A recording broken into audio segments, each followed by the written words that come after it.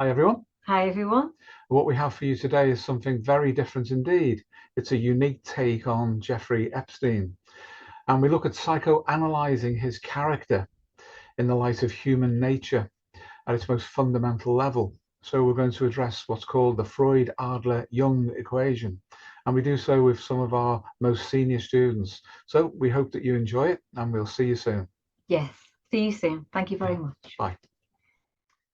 Right, so what we have here is a very unusual approach to the recent phenomenon of what's been happening with Jeffrey Epstein and his circle. So on the card then, we have the title Psychoanalyzing Epstein, and then as a subtitle, the Freud-Adler-Jung Equation. So our approach today is going to follow the Freud-Adler-Jung Equation, which you guys know exists in two forms. There's the negative one and the positive one. And the negative one involves what happens in psychodynamic terms when we get fixated at one or the other of the first two of those stages. That's Freud and Adler. If we don't navigate those, we never get to Jung. Now, what can happen with people who either are decent human beings who suffer is that they get stuck at Freud or Adler, and that the only Jung they ever sample is as a fantasy. The problem with that is that they haven't actually solved Freud and Adler before they get to the level of the fantasy. The fantasy then defines the outcome of the neurosis that they've been suffering from as they've navigated their life thus far by, first of all, facing the challenge of Freud and then the challenge of Adler. And again, just for the sake of clarity, Jung himself said that no one should go near his work until they've understood Freud and Adler completely enough to make the transition to his ideas. And he thought around the age of 35, during his lifetime, roughly the onset again in his day of middle age, was about right. So he did not recommend younger people go directly. In fact, nobody should go directly to his work according to him, but they should meet the challenges of the first half of life. Now, plenty of people who suffer find refuge in Jungian ideas. And as you guys know, there's a danger of inflation, of corrosive fantasy that leads to schizoid withdrawal, that kind of thing. We've discussed this before. But that's with normal people who suffer in a normal way along their lifespan development. What happens, though, when we deal with the phenomenon of evil? Ordinary evil or extraordinary evil? And when it comes to Epstein, and there's no real need to go into any depth, any lurid details about what happened with him, his circle and his victims, that's well known, and more's going to come online about that obviously going forward. But what happens with them? How do they deal with this Freud-Adler-Jung equation? Well, first of all, let's just have a reminder of what it is. These are metaphors. It's not literally Freud, not literally Adler, not literally Jung, but it's what they represent. And it seems it's been a quirk or a synchronicity, if you like, of human history, cultural history, that these three men each specialize in something that relates to deep structure within human nature. So Freud, rather famously or even infamously, dealt with negative instincts, what he called the id. And as you guys again will know, that was mainly sexuality and violence, aggression, hostility, that kind of thing. And that was a product of the demographic he was working with in the 1890s in Vienna. An awful lot of late Victorian frustration of a sexual kind, which generally converted itself into hostility, which was aimed at other people, or retroflected, which means turned on ourselves, in the form of hysteria and other such symptoms. So Freud was concerned with instinct, with that part of the human psyche which we have in common with other animals. Though there are human instincts, modifications of instinct, which are uniquely human, the fundamentals are so deeply ingrained that they don't go away. And according to Freud, they were fundamental. Now, the rest of Freud's elaborated theory, we don't need to concern ourselves with, but we should take him as being representative of that. And as the psychodynamic model evolved, that was the first thing, the first formalized school of psychodynamic psychotherapy. But there is a caveat, of course, and that's Pierre Janet, who's often left out of the consideration because he was not an English speaker, native or otherwise. He spoke only in French, he wrote in French, and he was a very, very significant figure. And he's kind of another link, if you like, an almost forgotten link between all three of these men and others who came later. And he's key in many ways, but mainly as a kind of an enzyme or a catalyst to bring the other three into proper alignment with one another. But anyway, let's return to the problem of what happens when a dark triad individual, their life negotiates these adaptive stages and they get fixated. Where do they tend to get fixated at? Is it the same as an ordinary person who suffers from a neurosis, or is there something very, very different about them? Well, I think it's fair to say, Paul, I don't know if you'd agree, but in our experience, there's almost no difference in the progression, but there's a difference in the quality of what happens when such a person gets fixated. And that quality, many people, particularly academics, regard as an issue of a personality disorder. Whereas our view, borrowing from Jung and Jung's understanding of what a persona is, that is to say, not the real personality, but a representation of something, we would say even the term personality disorder is insufficient to explain what's actually going on with so-called dark triad types. For us, it's a disorder of character. And when we were young, that was the thing that was important, just in ordinary everyday life. For example, for employment, somebody might want a character reference. They didn't ask for a personality reference. They wanted a character reference. That's in all sorts of occupations. Again, when we were young, that was the favorite thing. But within academic psychology, they started to, over many decades, develop all sorts of what they call personality inventories, psychometric tests of personality. But again, if we compare that with Jung's notion of persona, then what it's actually measuring is probably not what it claims it's measuring. It's actually measuring character, but it's become mixed up with the notion of personality.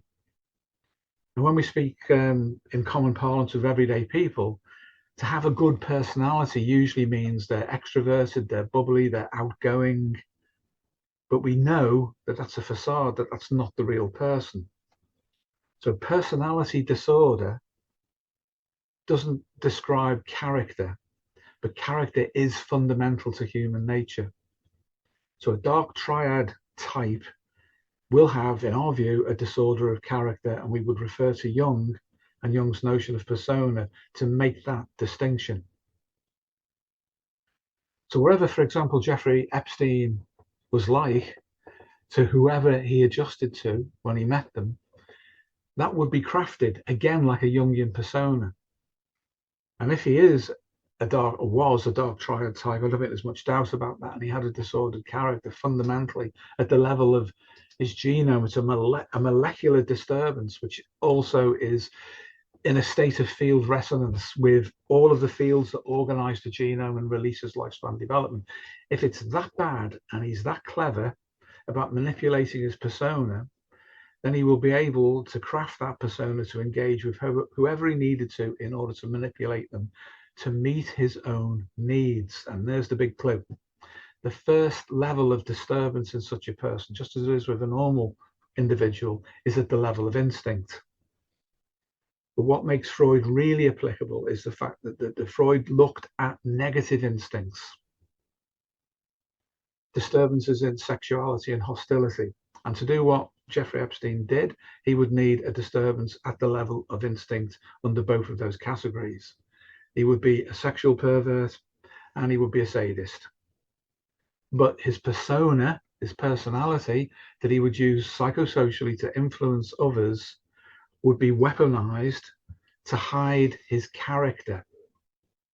Now, a further prediction would be on the basis of this model, which is retrospective to some extent because we can see what he was like, is that he would be capable of manipulating that character so successfully, so intelligently, so cunningly, that people would overrate his intelligence when they realized that they've been manipulated. And what I'm saying here, I think, is an important distinction to understand. Psychopaths aren't necessarily intelligent in an academic sense. They're just cunning. They're cunning about meeting their needs, and they are driven towards meeting their needs.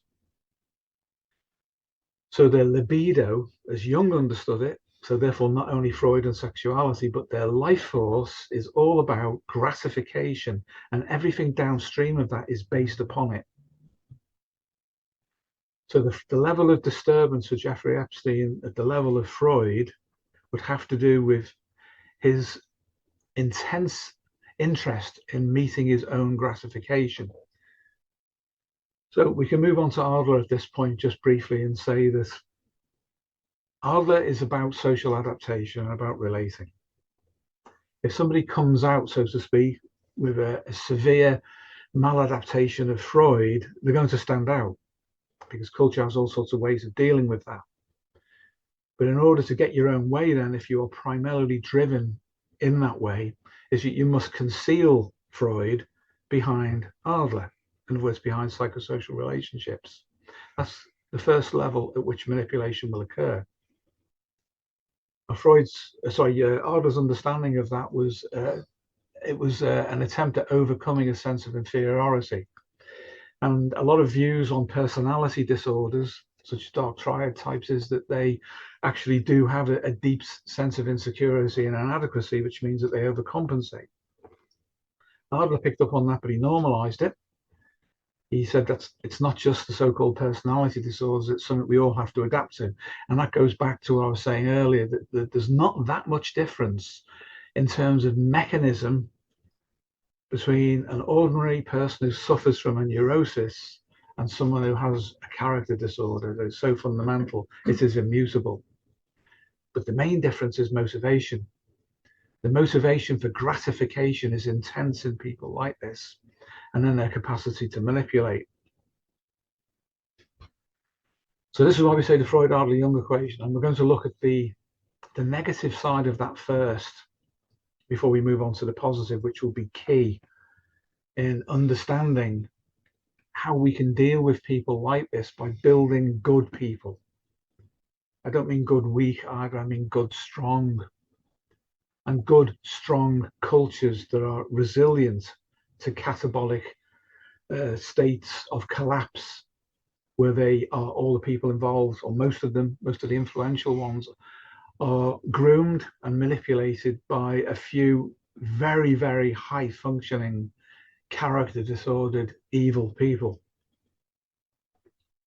So I'll just pause that. And would you like to add anything? Well, I would just add a brief nuance to that, Steve, because as you rightly say, we're going to move through the pathology into a more positive version of Freud, Adler and Jung.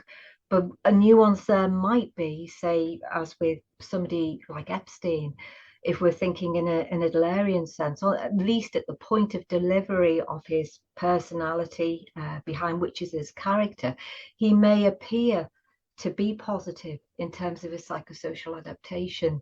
Yeah. Because he had such a big circle of people around him, and there was a lot of manipulation of those people going on. So to all intents and purposes, from an Adlerian perspective, he could actually appear to be very well adapted psychosocially. Yeah. But it's what that conceals. Yeah. And the motivation that you spoke about with respect to his own gratification. So that's the distinction. That's what makes him different, separate to a normal person who might be suffering from some kind of Freud-Adler-Jung pathology. Yeah. And in fact, it's all the difference in the world. I mean, that's really important to emphasize that for anybody who's watching, that it is in a completely different category of disorder. Yeah. It's out there all on its own, in effect. Yeah. So there should be no misunderstanding about that too. If anyone's watching and they're a little bit vulnerable in any way, it's night and day. We're not talking about the same thing when we're talking about normal people who are suffering. in a specific way. It's a very, very different situation. So I would just add that in as we go through, because there will be a lot of nuance probably to what we say. There's the ordinary problem of everyday evil, which Jungians like to call the shadow. We can address that soon. But that's such an amorphous concept, really, that it covers collective evil as well. But it also locates it in a religious way inside individuals. And that will affect people who are suffering from neurosis more than anyone, because they lack the robustness in a Piaget way of resisting the suggestion that such a thing exists and applies to them. So the very concept of the shadow is itself highly suggestive in a destructive way to people who are suffering. And that's something we need to look at, and then also see, does that actually work with this guy? And the Jungians have an answer for that, and I think it's a very weak one, but we do need to look at it.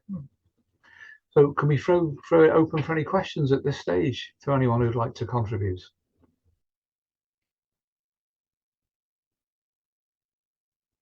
Everyone okay on that? Okay. Right, let's move to the next card. Right, so I mentioned this just before, but just to put it into some perspective, this is not real. I'm sure you've guessed that, because when they were at their respective ages, sadly, those three men wouldn't be seen together like this.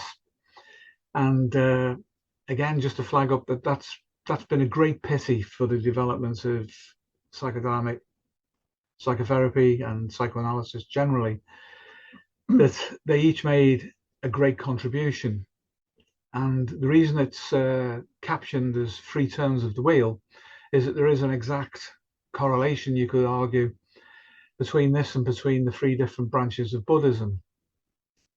Hinayana, Theravada, which is the prime example of that, or the narrow path, was the first, and that's Freud. Mahayana, the greater vehicle, which was open to everyone, that's the social side, if you like. Well, that's Adler. And then Vajrayana, esoteric, tantric Buddhism, well, that's Jung. And the tantric Buddhists say, just like Jung says of Adler and Freud, that you need to learn the other two first before you can go near that. So there's a deep structure, correspondence, if you like, at a field level, an understanding that some systems of representation and experience need to be followed in a specific order, because each of those systems collapses around a specific thing, makes a specialism of them. And in the case of these three great pioneers, it was their individual personality.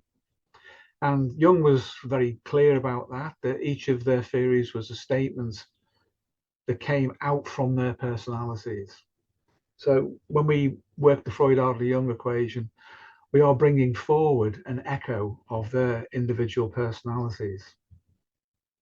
Anything you'd like to bring the up field of their personality, actually, which still exists, it's still with us now, isn't it? That's true. That's very true. That's very important, actually, for therapists in particular, but also for people who are into personal development. Because when we access what remains of the memory of these three people, then we bring online everything about them that is available to bring online, and probably a little bit more. And I would refer to Michael Levin on that. This idea, he talks about ingression, of a free lunch. In other words, you get more than you ask for or more than you've paid for sometimes when you access representations of information.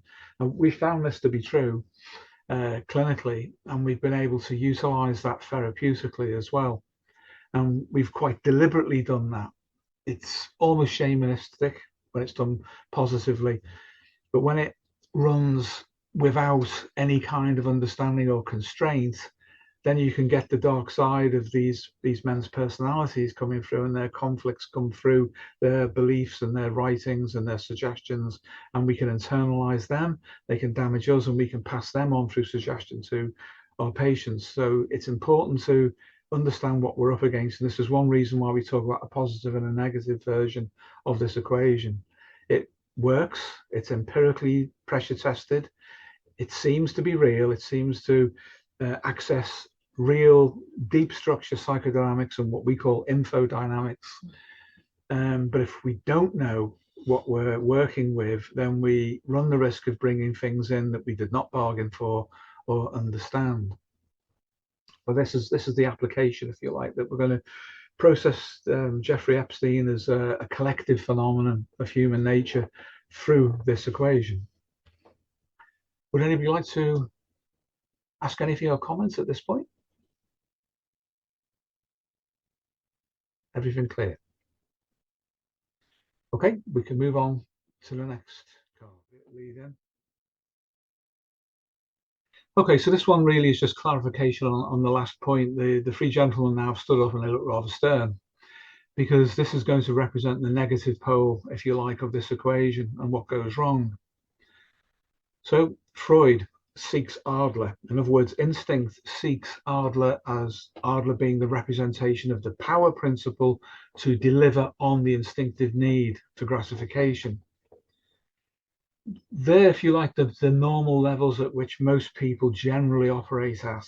For most people, Jung will come in at the level of fantasy or the representation of fantasies, unless people are sophisticated enough to understand exactly where that comes from in terms of religion, philosophy, transpersonal experiences, and the like. So Freud seeks Adler, and then Adler conceals Freud. We see this in politicians all the time.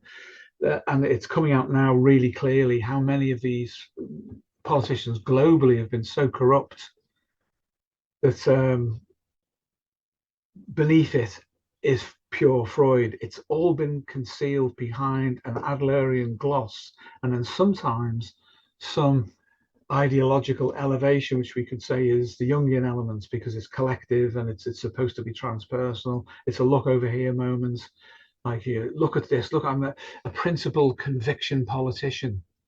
And it turns out they're not. They're just a Freudian pervert who's hiding behind the gloss of Adler, firstly, and then with a hint of Jung.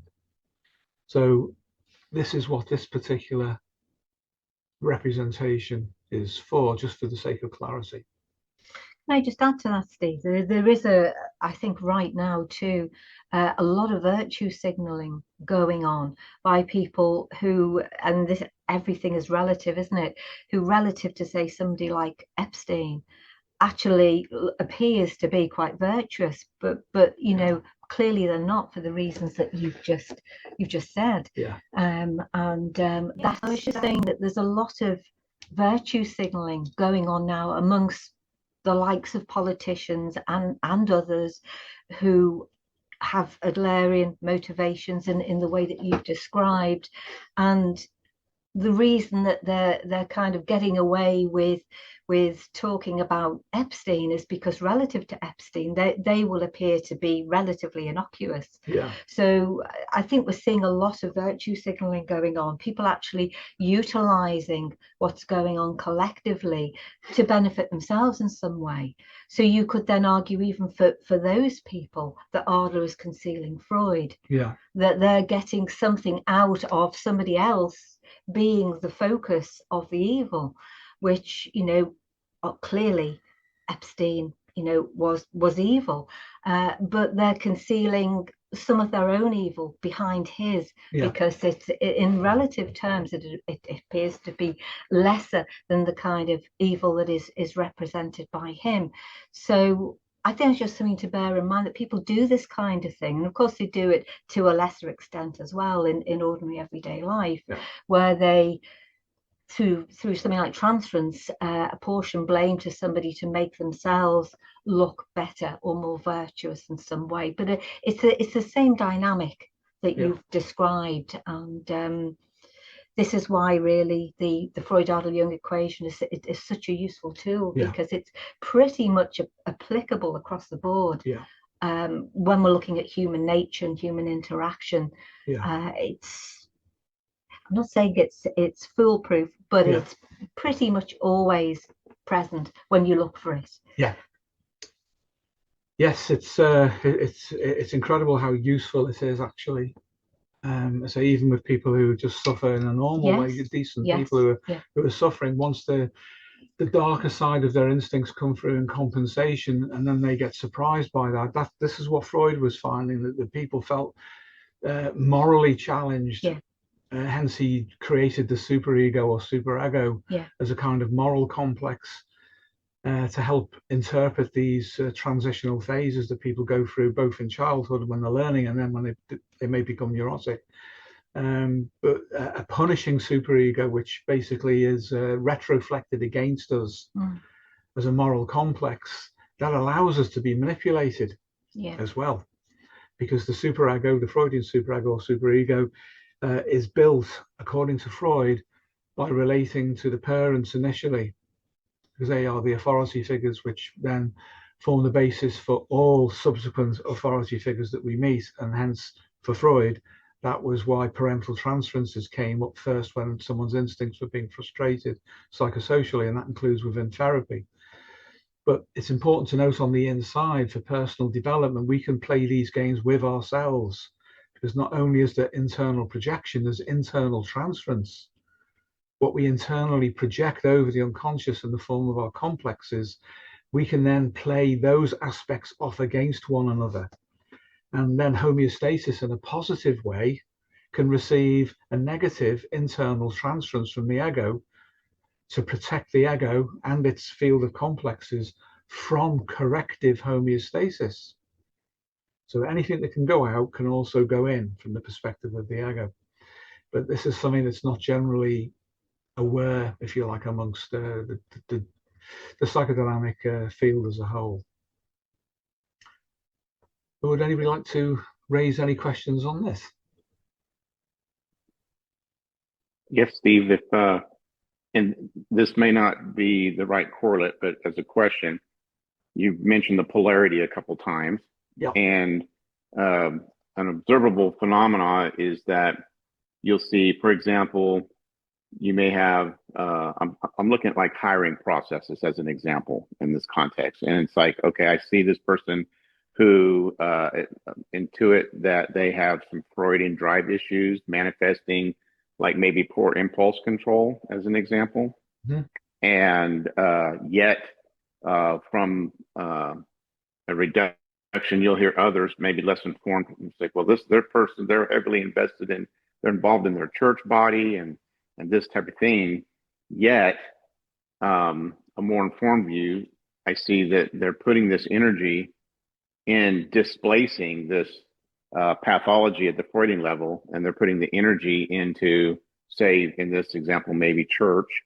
And I see that pattern quite a bit, where it's like they're heavily invested in the wrong way. It intuits. I'm not sure maybe how to say that, but it's a direct correlate to the level of libido over here in this Freudian pathology, or the lack that they have suffered there, that they haven't learned to manage, or maybe it's a character issue, and but they're heavily invested over here.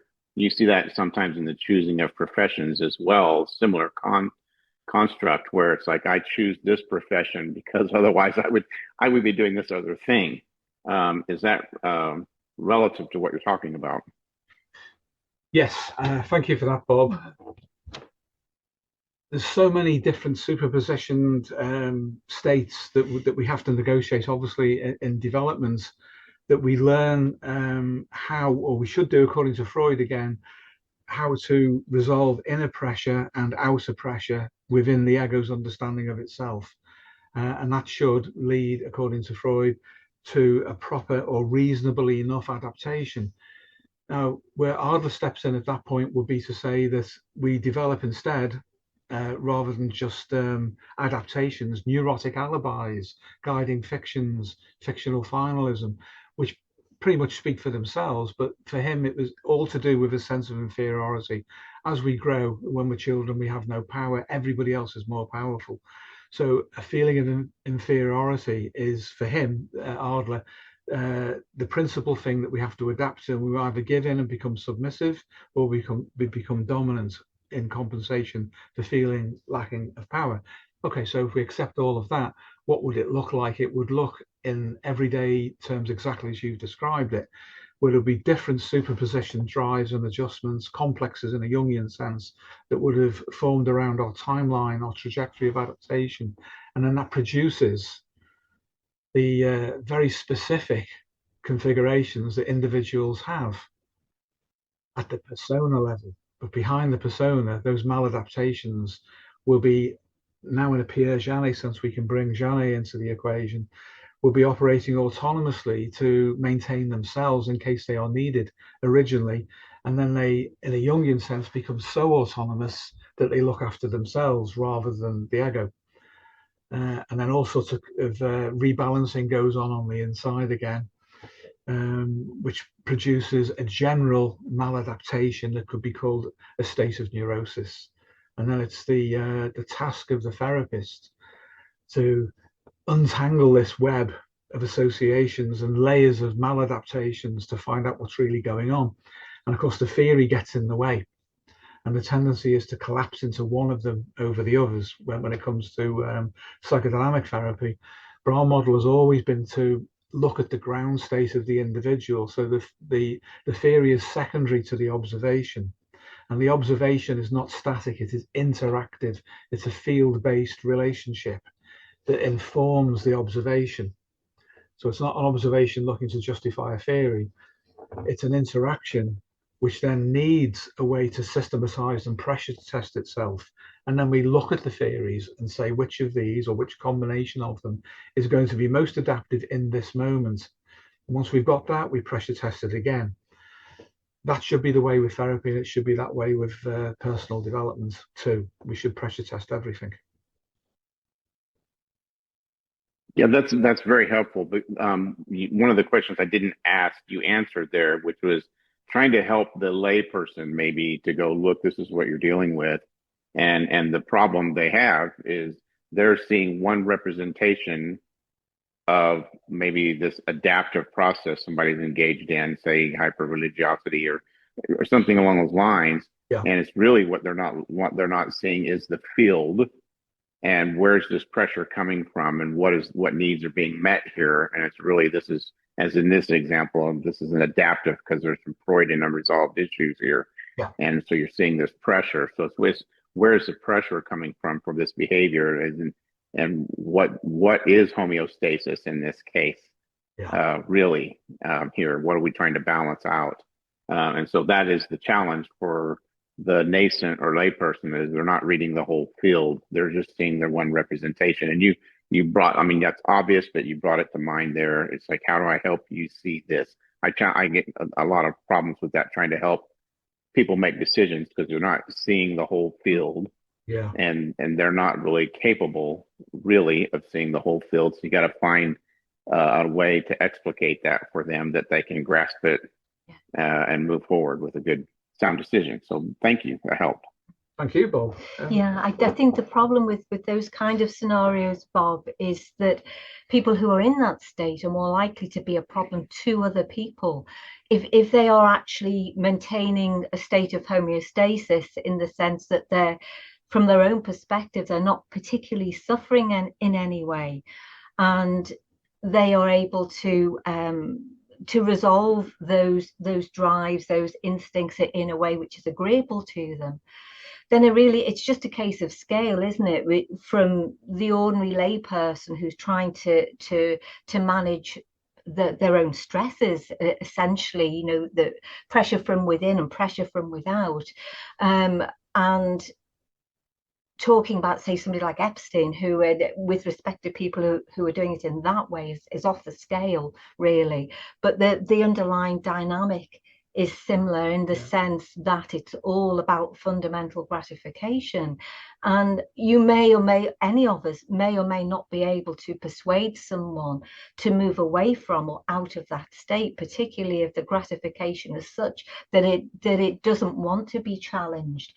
I think people have to be in a state where they are suffering sufficiently that there's enough reflexivity online for them to be open to the possibility of there being something else, of there being another level of adaptation that they could aspire to. But I think a lot of people, just a lot of lay people, as you describe them, are within their own perspective, adapted. Yeah. And so even if we offer things, even if we can see their field, and we can sense that maybe it would be better for them to be different in their adaptation, they may just simply be resistant to it. Yeah. And I think there has to be, and this is where the suffering comes into it. I think there has to almost be a sufficient amount of suffering for people to want to move out of or beyond that state, for them to even seek help in the first place. And then you get somebody like Epstein, who it just works for him so well that he's not actually suffering in the way that the average person would suffer. For him, he's completely content in a way with where he's at with respect to his own adaptation. So these things are fraught with difficulty, aren't they, in a way? But you make a very good and salient point, Bob. I think particularly when you're able to see into somebody's situation or into their field, and you know that it would be better not just for them but for the people around them if they were different, but they're not prepared to receive. They're not prepared to receive anything from you in the way of a suggestion about how they might improve things. It's just, you kind of met with a brick wall at that point. Again, it's back to this: how are we defining homeostasis? What is this individual balancing? And so, like from a personnel selection perspective, what I see frequently is that because of this high libido interest over here in the Freudian level that they've not resolved, then their energy is put into the Jungian area, where they're really working in a transcendent. And from an outward, uninformed view, it's like, well, this person has changed trajectory. It's like, no, they're under pressure, significant pressure from the wrong place, and at some point, that's a fail. That will fail. There will be something in their structure they've set up about their world that, while they're maybe trying to maintain, or there may be an opportunity or some supporting structure failure, where that libido interest, because it's not resolved, they'll return to the Freudian drive, and you have a catastrophe because you've brought this person into your organization or your circle, and so that's having to see that, as you said, having to see the whole field. And so where's this energy coming from, and what are we trying to resolve here? What really are you calling balance or homeostasis in this moment? Yeah, great observations, Bob. So a lot of people who are of dubious character tend to find God, in inverted commas. We've known a lot of people like that, and it seems to be a temporary holding space. And we can say that operates at the Jungian level.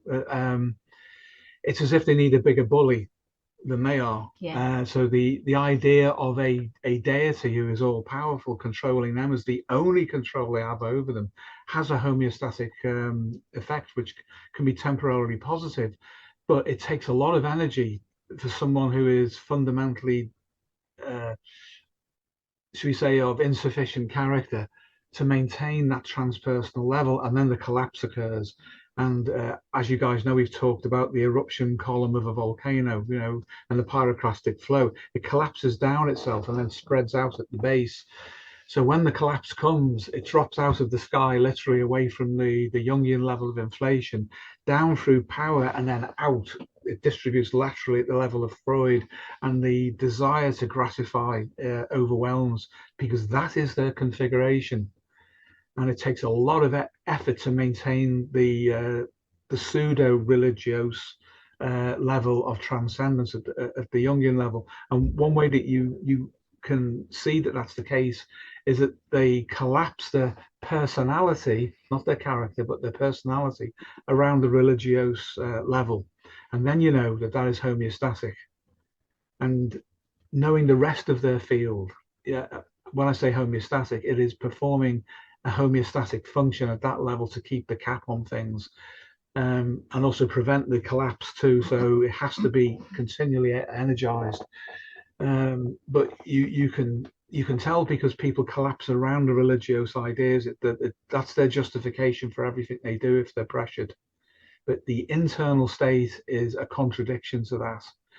And so you get people who are religious and live a contradictory life, and then you get projection and transference. So such a guy might have a problem with a substance or alcohol, or he might assault his wife and family, but the persona at the inflated level is very religious. Yeah, it might be even more influential than that. And somebody say even like Carl Rogers, who lived his life in that way. He did, unfortunately, and was having relationships with patients while maintaining these religious ideas at the same time about himself. So I mean that's a kind of a higher profile example of somebody who lives their life like that and is within the therapy field as well. And they, we have to watch out for this. We do. We can't be naive about it. We do. And so oh, sorry, Bob, go ahead. No, I'm sorry, I didn't mean to interrupt. Oh, you didn't. Don't you worry. So when it comes to people like Epstein and his circle, what kind of religious, register are they going to occupy? Some of them may have come through orthodox religions where there was a high moral value in terms of when they were educated and they had their early life. But it seems that a lot of them coalesce into the more occult and dark side of the representations of religion, because that then reinforces the Freudian pathology and the Adlerian pathology. It justifies it at the level of inflation. And the fact that they believe at the Adlerian level that they're untouchable means there's nowhere else to go but into a perverted version of Jung that is being fed by a perverted or corrupted Freud and a perverted or a corrupted Adler. And there you see the Freud-Adler-Jung equation acted out perfectly. With Epstein, though, like a lot of psychopaths, he had the capacity to see into himself and accept himself. In the Steve Bannon interview, you've probably seen it, where he's asked if he's the devil incarnate. And he summated that eventually by saying, no, but I have a very good mirror. So he's admitting two things there. He's a narcissist, and that he's conscious of being one, and he's conscious of what he is fully, and he finds no conflict within himself for being that way. And you do find with a lot of dark triad types that they will tell you that they are one. It's just whether you listen or not. So that's a feature. I mean, if you see this Steve Bannon interview, it's very clear. And other information's come out about the kind of occult practices and so on that he and the associates were involved in. That sustains the inflation by drawing on the fuel, which is fundamentally Freudian, gratification through power, then achieves a corrupted level of Jung. The problem with that is that once it pops, it will collapse. And it'll be interesting to see what happens now with what's going on with these people globally. They are being seen through. And the reaction to that will impact them first at a Freudian level, which will take all the heat out of the Jungian and Adlerian levels, which will collapse down. And then the prediction would be, we'll see them doubling back, which will be that as that energy collapses into the Freudian level, they must preserve themselves at all costs. And all the illusions that occur higher up the chain at the Adlerian level that they've been seen through, the Jungian level, we know what they are. So it has to be gratification. That's their level of survival, and that will amp up. So that would be a prediction, at least in some cases. It depends how efficiently homeostasis at a higher cultural and psychosocial level can deal with their tendency to do that, to collapse into their strength and then bounce back up again.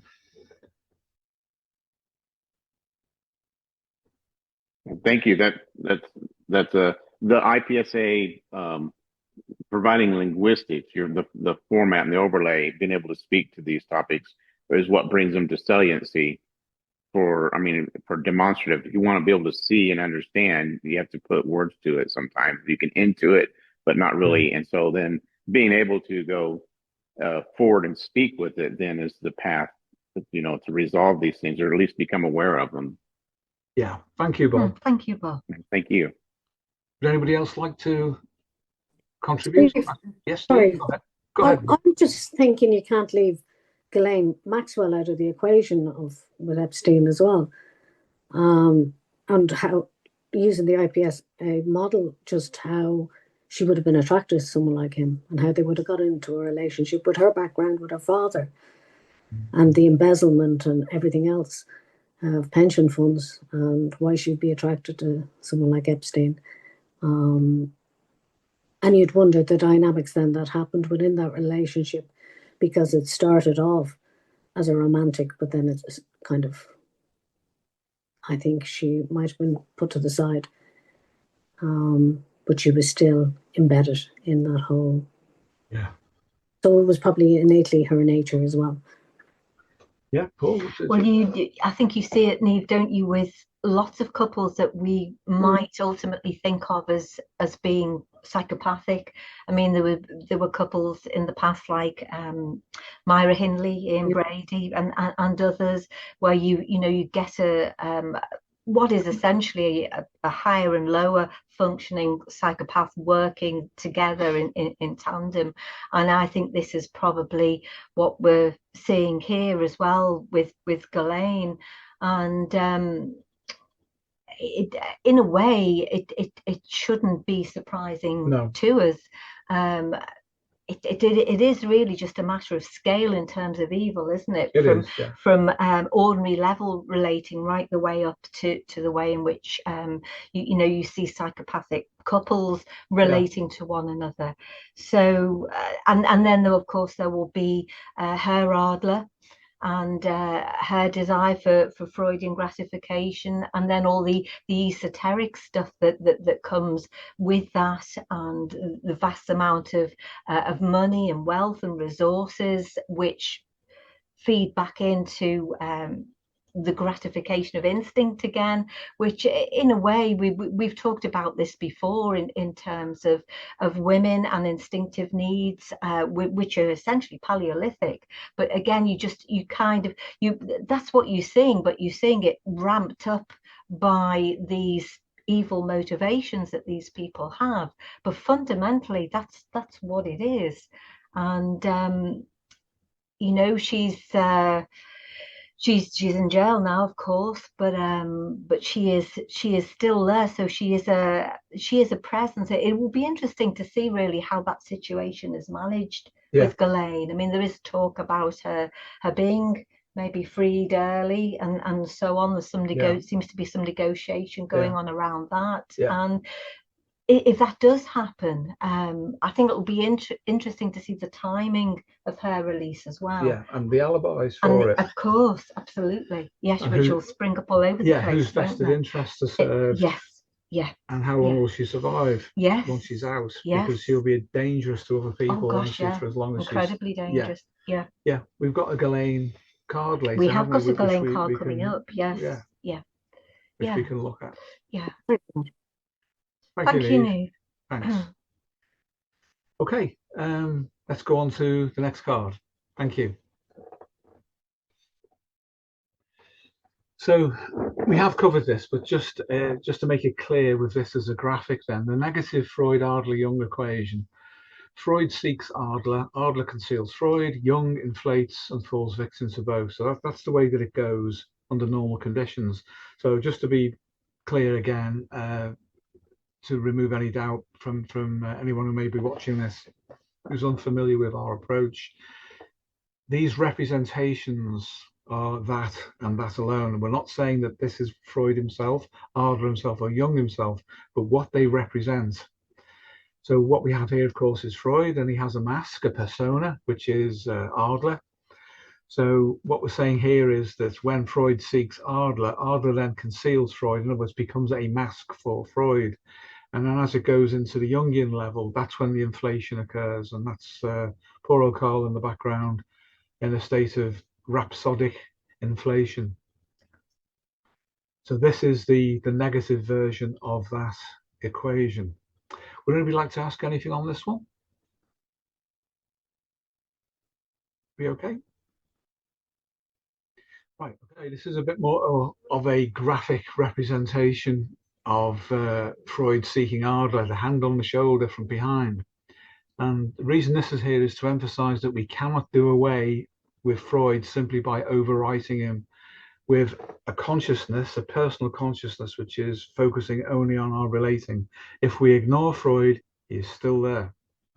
And he will seek to occupy our ego and our libido. And then what happens is, of course, he's covered up, he's concealed by our outer appearance, by our relating. Freud seeks Adler. Right, let's move on to the next one. And this is a continuation of that. We have Adler conceals Freud, where basically Freud is hiding behind the Adlerian mask. But if we look properly, we can see it. So we can see, there's Freud just sticking his head out around the corner there. We know he's there. That's a level of consciousness that we need to have at all times. Because instincts are conscious unto themselves, and they are intended by evolution to fulfill themselves. And these instincts are not just Panksepian drives.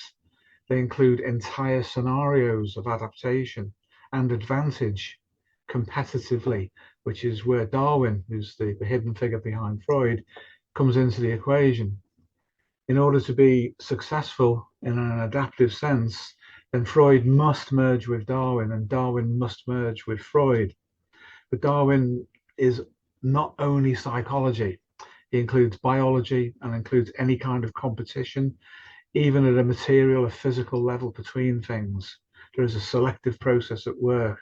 So Darwin is the hidden factor behind Freud, but the two work together very, very well.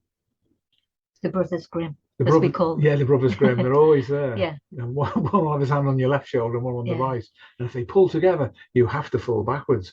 So it's far better that you have firm ground beneath your feet and understand what's going on, whilst we might be preoccupied with a career or with acquiring power over other people, that we haven't done away with Freud, we haven't done away with Darwin, and there's someone even behind Darwin as well, which we can come to later.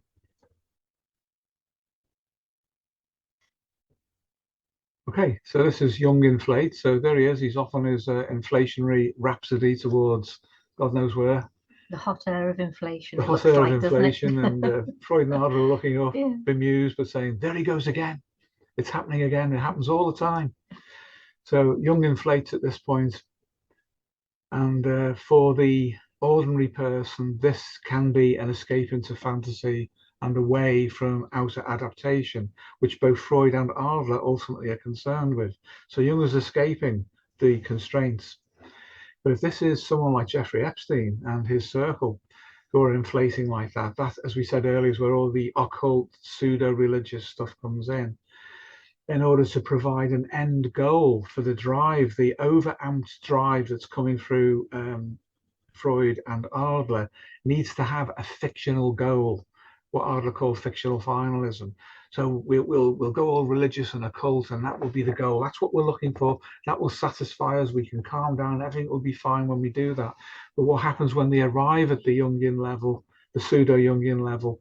Freud and Adler not being reconciled, but are now very, very voracious of libido and of consuming other people, literally, sometimes, will take over the Jungian level as well. And it's unregulated. That kind of ordinary homeostasis that we all need in our lives is broken down to them. So this is pathological Jung. This is pathological Jung. It's not good Jung. It's not Jung the way he should be, or yeah, what he should represent. And can be. Yeah. And we'll be coming to that. But this is when things go wrong at the Jungian level. It doesn't escape, though it looks like it is, doesn't escape from Adler or from Freud, because both of them are corrupted at that particular level, and that means that Jung is necessarily corrupted. And in the life of Epstein and his associates, we see that very clearly. Anybody like to comment or ask a question? If this is an appropriate card, yes, please. Yeah, sure do. And if it turns out this should have been on 2 ago, that's okay. But so we have to take it out of the metaphorical, from Jung inflates and falls victim to both. That falls victim to both. Can we come out of the metaphor and maybe bring that from the abstract to what that looks like? Falls victim to both. Yeah. So in the case of an ordinary person who is not evil, but is just simply neurotic, then when they can no longer maintain the fantasy, the compensation, if you like, comes about because all the libido drops back down. And in a relationship, say a marriage relationship, what you'll see when if that's under stress and the infatuation phase, the inflationary stage is gone, then people get into conflict. And firstly, they do that through Adler. They do it through the power game between them. And then that will descend down into Freud. Now, during the descent, there'll be an overlap between Adler and Freud. So there will be power that will involve the control and manipulation of instinct, either through the physical side of the relationship, for example, or by moving outside of the relationship and introducing third parties, that kind of thing, which will be intended to bring about the end of the relationship because it's focused narcissistically on the gratification of, say, one partner. So the whole thing has collapsed. That's what can happen in the context of that kind of relationship. But as we were saying earlier, when it comes to people who are very, very high functioning psychopaths like Epstein, very well connected politically at the Adlerian level, then the fallout is all over the place. It can be global because of the register, the height at which they'd achieved, their influence. Then the drop, when it hits the bottom, will go everywhere. It will dissipate out. So what we will see are lots of superpositioned effects. Superpositioning is something that I found people sometimes struggle with understanding. So a very simple way of grasping what that is to take George Engel's hierarchy, biopsychosocial hierarchy. There's a principle in that, which is that any given level has all lower levels simultaneously contained with it. And simultaneously, that given level that we start with interfaces with others at a higher register. So that should tell us that superpositioning is simply that. You take a given level, every level below it is still there.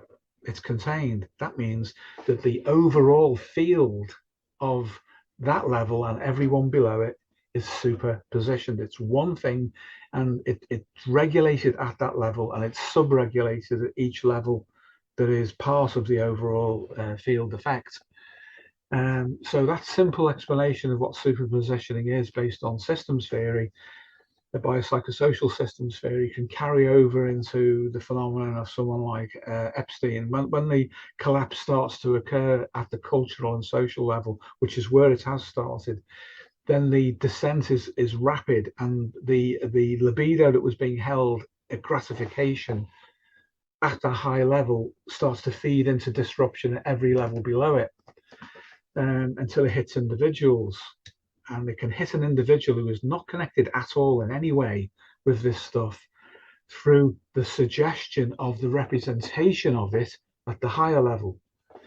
And the suggestion of the representation becomes a fantasy because it's not a personal experience, but the person thinks about it, they internalize it, they represent it, and then their own Freud starts to move towards it because this seems like a good idea. Charles Darwin told me, metaphorically, Freud could say, that if you could have that power for you, wouldn't that be good? And then anxiety, what do we do about anxiety? Fantasize. Fantasy will bleed it off. But after a while, it doesn't because it's repressed. It becomes a complex, and the complex wants feeding. And the ego struggles against that. And we can see how individual pathology can be brought about by exposure to people like Epstein at a high cultural level. And as Epstein drops down the stack, then the energy that was in him and in his circle starts to represent itself inside the lives of individuals.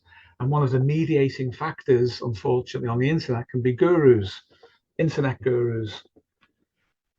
And if somebody's attached to a particular internet guru, then offers all of these explanations, but makes people feel vulnerable and attached to them, then that generates the neurosis, amplifies it, and we get a mess in people's lives. So it's the superposition field effect of all of these influences. But to go back to what you said earlier about a hypothetical case of someone who has a lot of religious ideas and motivations, but there are things behind that. It depends on if we're talking about influence, say from Epstein and co. It depends what they have within them to receive that influence. And some versions of Christianity are hyper suggestible to what appears to be their opposite. So the representation of evil in the language that Epstein and his circle talk about will find a ready receptor to bond with that at that level. And that will amplify the religious representation to protect the ego from the suggestion that they could be like that, or maybe they will be taken over by it in some occult sense. And then that person will harden around it and will start to project and transfer like crazy onto other people in order to protect the ego as well. But that may only work for a little while, because if they do have a fracture line in their personality, that is being homeostatically contained and regulated under usual conditions, that fracture line may break through, and what is latent within them that might be destructive may well come through.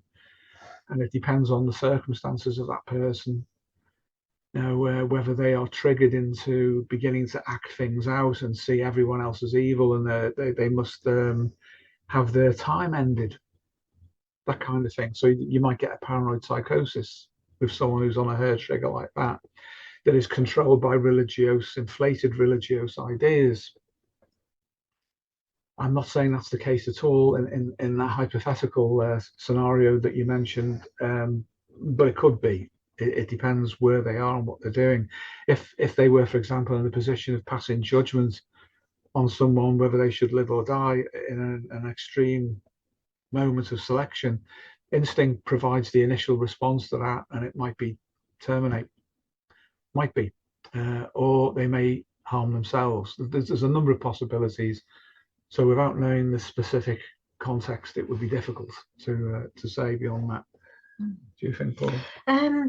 I was just to sort of segue a little bit from that. I was thinking about the collapse of using the metaphor of the eruption column to represent the fall from Jung down through Adler and into Freud.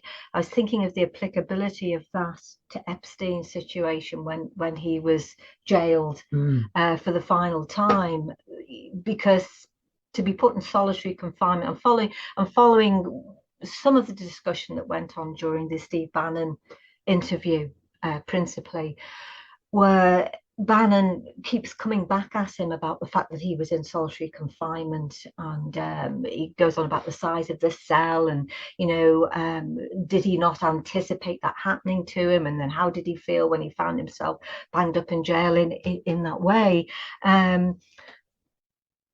because it seems from the way that Epstein responded to those challenges that he wasn't, I'm not saying he wasn't upset by it, I'm just saying he wasn't as disturbed as someone, an ordinary person who would, maybe, I don't know, fallen on difficult times and found themselves in a similar situation, or they become jailed because they were almost a political prisoner in some way. And so he seemed to adapt to that situation well, because he hadn't lost all his power. He was still able to influence people within the jail, for example, and beyond. Yeah. And so he didn't actually, his eruption column didn't collapse completely as it would do with the average person, even if the average person was a criminal, say, of some kind.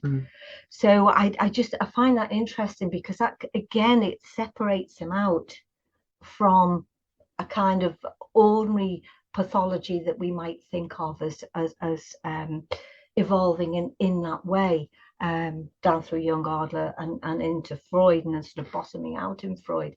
He did not seem to completely bottom out in the way that the average person would have done under those circumstances. So we're just, I'm sorry if that's gone a little bit off message, but I just thought it was worth mentioning, because I think it's very relevant.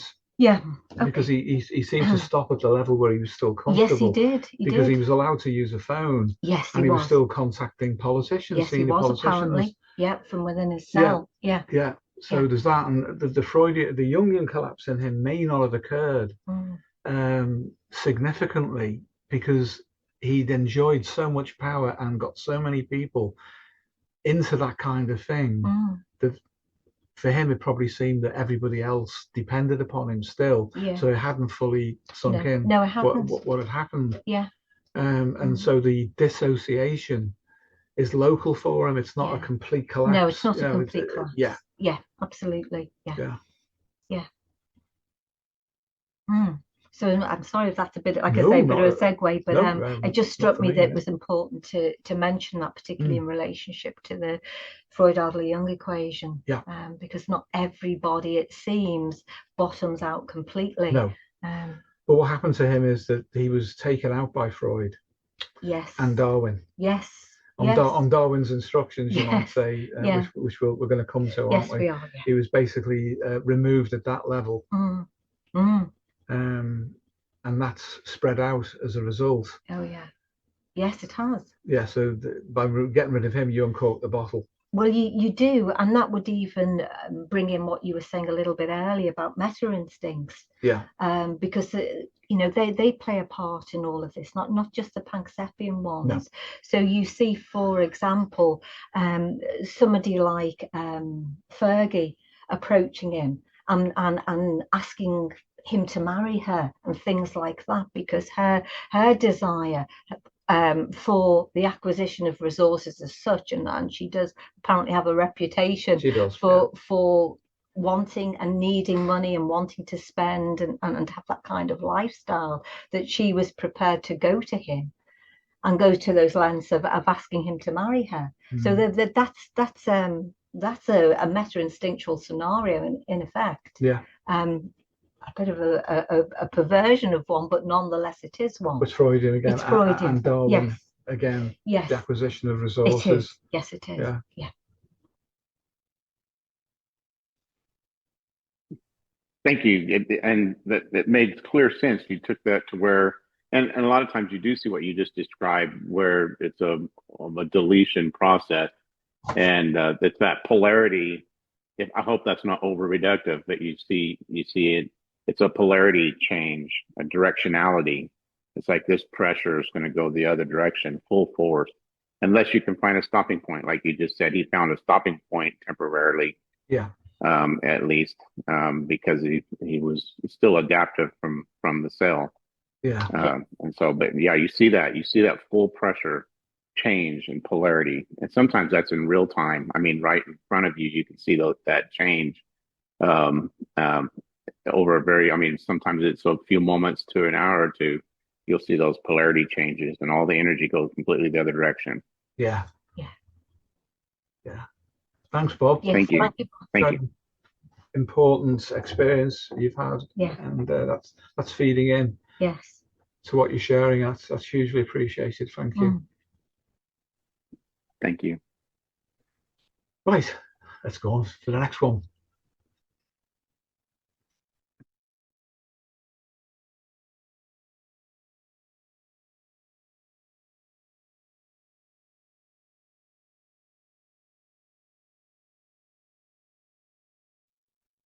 So this represents the process of actually looking at Epstein then through the lens of Freud, Adler, and Jung. We've already covered quite a lot of this, but the reason the metronome's there is that's to represent the beat of time of life. And very often when people are as inflated as he obviously was, they don't notice that, but it is still literally ticking away. And metaphorically, we can say that it's that's called those three spirits into overwatch of him towards the end of his time, that he'll be called into account to be measured against what they stand for. Oh, I think we can move on from this one. This would be a nice dinner party, wouldn't it? Yeah, it really would. So what we've got here is obviously Carl Gustav. He's actually taller than Freud, so never mind on that. But behind Carl, there's his shadow, or his concept of the shadow, which is a big, huge thing projected onto the wall. And with Freud, his friend the id. And we could, or any of us could, approach the phenomenon of Epstein through either or both of them. But which one's the most applicable? And for a Jungian, of course, it's going to be the shadow, because they don't believe such a thing as the id exists. If they look inside themselves, they don't see it, because they don't accept the suggestion that such a thing is there. The Freudians are the opposite. They never encounter the shadow, because for them it doesn't exist. So there's no internal projection of it. So that's from within the frame of a subjective collapse. But which one is more accurate? If we look at the concepts, I beg your pardon, the construct of the concepts of the shadow, and how that arose, just briefly anyway, for Jung, given his background, his circumstances, his father's religious faith, which failed him and impacted Jung as well, then there's a vestige, if you like, a vestigial remnant of Christianity in the notion of a shadow, or of a dark side, original sin, whatever you might want to call it, which Jung wrestled with in his own life all the time. But it also became for Jung a neurotic alibi, an excuse for his own behavior. And the construct of the shadow, we could say, historically emerged because Jung rejected Freud, and therefore rejected the notion of the id.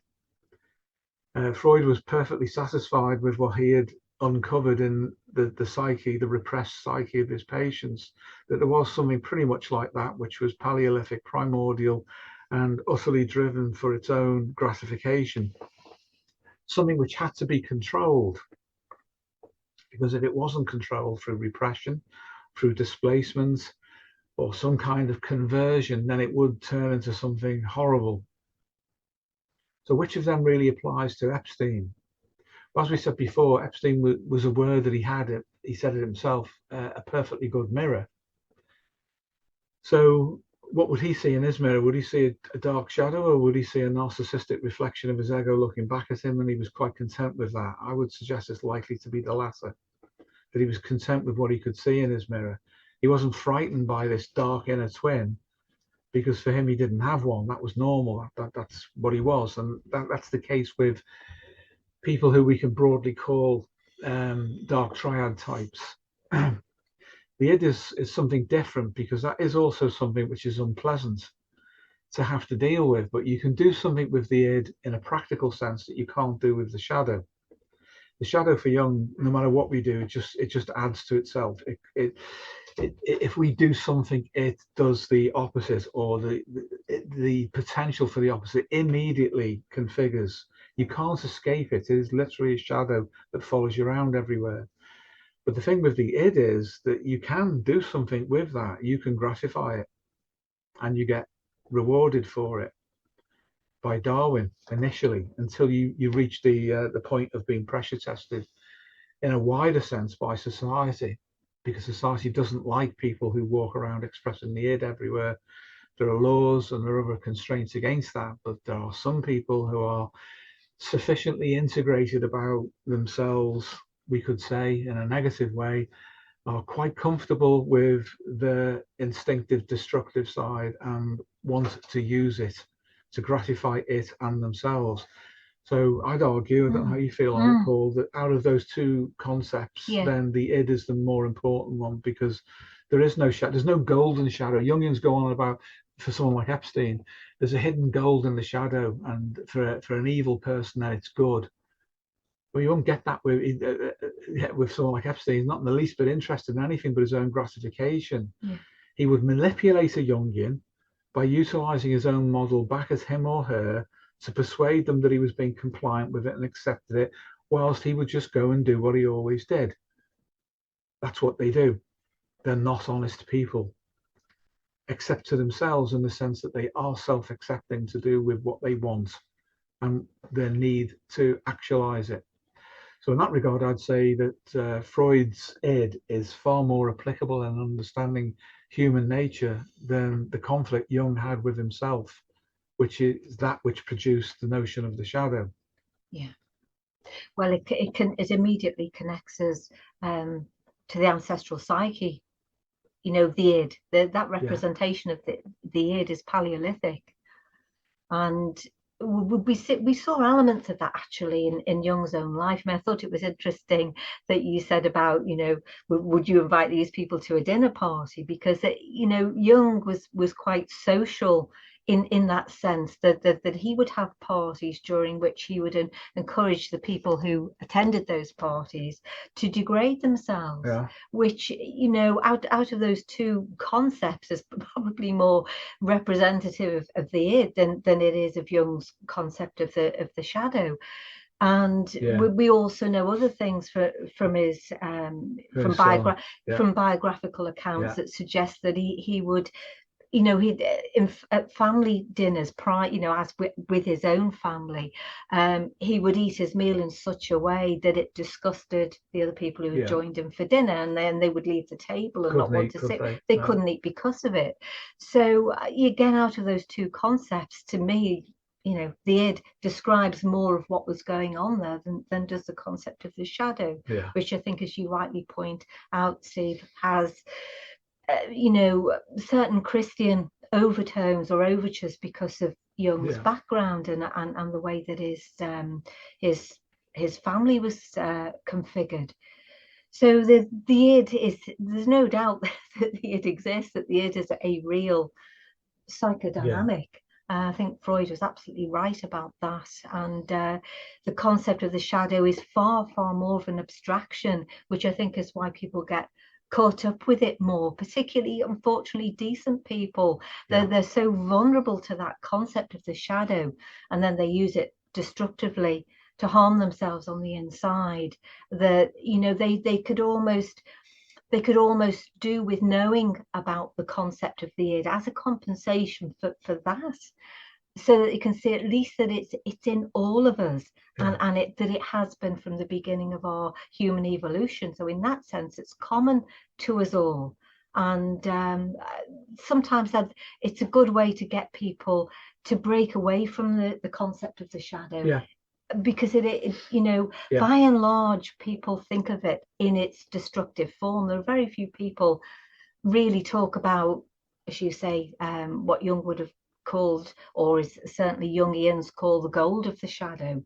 People, you tend not to get to that point when we're looking at Jungian concepts. It's nearly always the shadow in this representation. It is. And of course, the Jungians would subsume the id into the shadow and try and control it that way and say that's all it is. But the id is not only like that.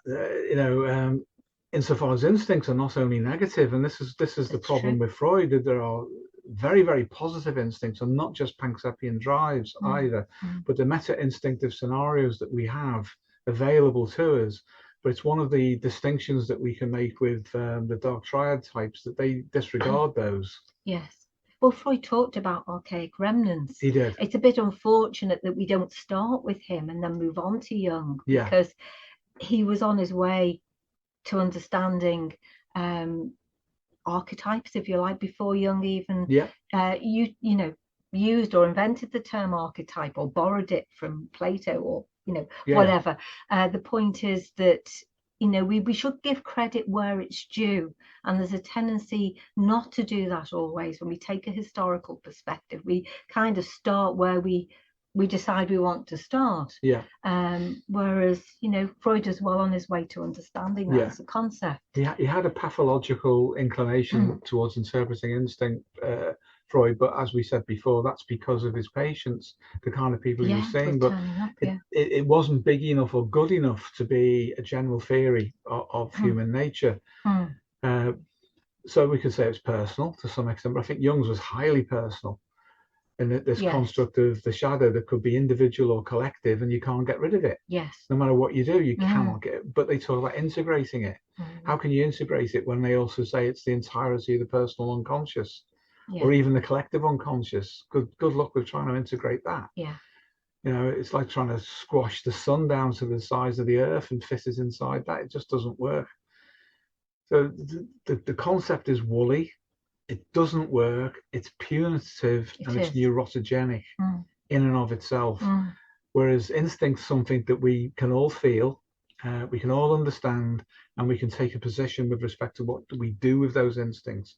And that's another thing that separates us off from, that's to say, normal people off from dark triad types, that they don't make that moral decision, because their morals go back to gratification, and then they bring power as the vehicle for the delivery of gratification, and then they inflate because of the result, the reward that they've had. So we can see how that works that way. But well, I think we both agree, don't we, that the Jungian concept of the shadow is useless when it comes to dealing with reality. Well, it's only a short step from that to the concept of the devil, unfortunately. And you know, Epstein was asked that question by Steve Bannon in the interview, and what I think is without wanting to you know, move into religious faith in any depth, I would just say this, that within Judaism they have a very different concept of the devil than Christians do, which I think is interesting, because it would actually fit more with this idea of being a kind of a moral complex, as you know, we would probably call it, or a superego, which mediates or challenges what we would think of as being Freudian id impulses. So it's more of an inner psychodynamic within Judaism, whereas this concept of the shadow unfortunately translates all too easily, I think, into the concept of the devil, which is unhelpful at times, because people then use that to attack themselves on the inside. So Jungians would convert the id into a part of the shadow. Freudians would say the shadow is just the id, and you've given it a name to distract yourself from. Yes. And Adler would say that it's a neurotic alibi. You give yourself an alibi for your stated division of neurosis, and it's become a guiding fiction that you believe in that. And your fictional finalism is that you tell yourself that if you integrate the shadow, you'll be all right. Problem is you can't, because your theory tells you can't. So your internal projection organizes itself around that problem of being split forever, you know, because there is always that problem. And when they call it the problem of evil, and some Jungians do, that allows them to magically, alchemically transform it into a fantasy that they can distract themselves with. Meanwhile, that thing standing next to Freud is free to do what it likes. And as you guys know, an awful lot of first-generation Jungians were terrible abusers of women, male analysts, sexual abuse, and philanderers and the like. And they justified it by saying, well, it's what Carl did. What can you say about that, other than they've really integrated their shadow, haven't they? Whereas if they said, this is the id and it's a moral issue for me, and I need to sort this out, I need to take a perspective relative to instinct and utilize the energy and instinct constructively, that's more practical. Even the psychopath knows how practical that is, to utilize instinct. But the Jungians disappear into fantasy based on Jung's own personal neurosis. Hi, would anybody like to offer anything or question anything on that before we move on? Okay. Right, so this is a continuation, if you like, so we don't need to tarry on this too long, but here we have the judgmental representation, if you like, of Freud, Adler and Jung with respect to our man there, evil, ordinary and extraordinary, and insufficiency of character. So this is like a recap as well, to say that it's not about personality. Personality can be faked, it can be manufactured, it's malleable, it's a persona literally in terms of the root meaning of the word. But character is immutable, but it's expressed through personality. So if this guy was evil, and it seems that he was, then that's an issue of character and an insufficiency morally of character that came through. And when it does come through, as we said before, it operates through Freud, Adler and Jung metaphorically as representations for how that appears. But it's a fundamental disturbance, whether it's ordinary everyday evil that the Jungians like to call the shadow, or it's something extraordinary on the scale it was with him, because of its distribution, its global distribution in terms of its network at the Adlerian power level. So, anybody like to offer anything on that, or shall we move on again?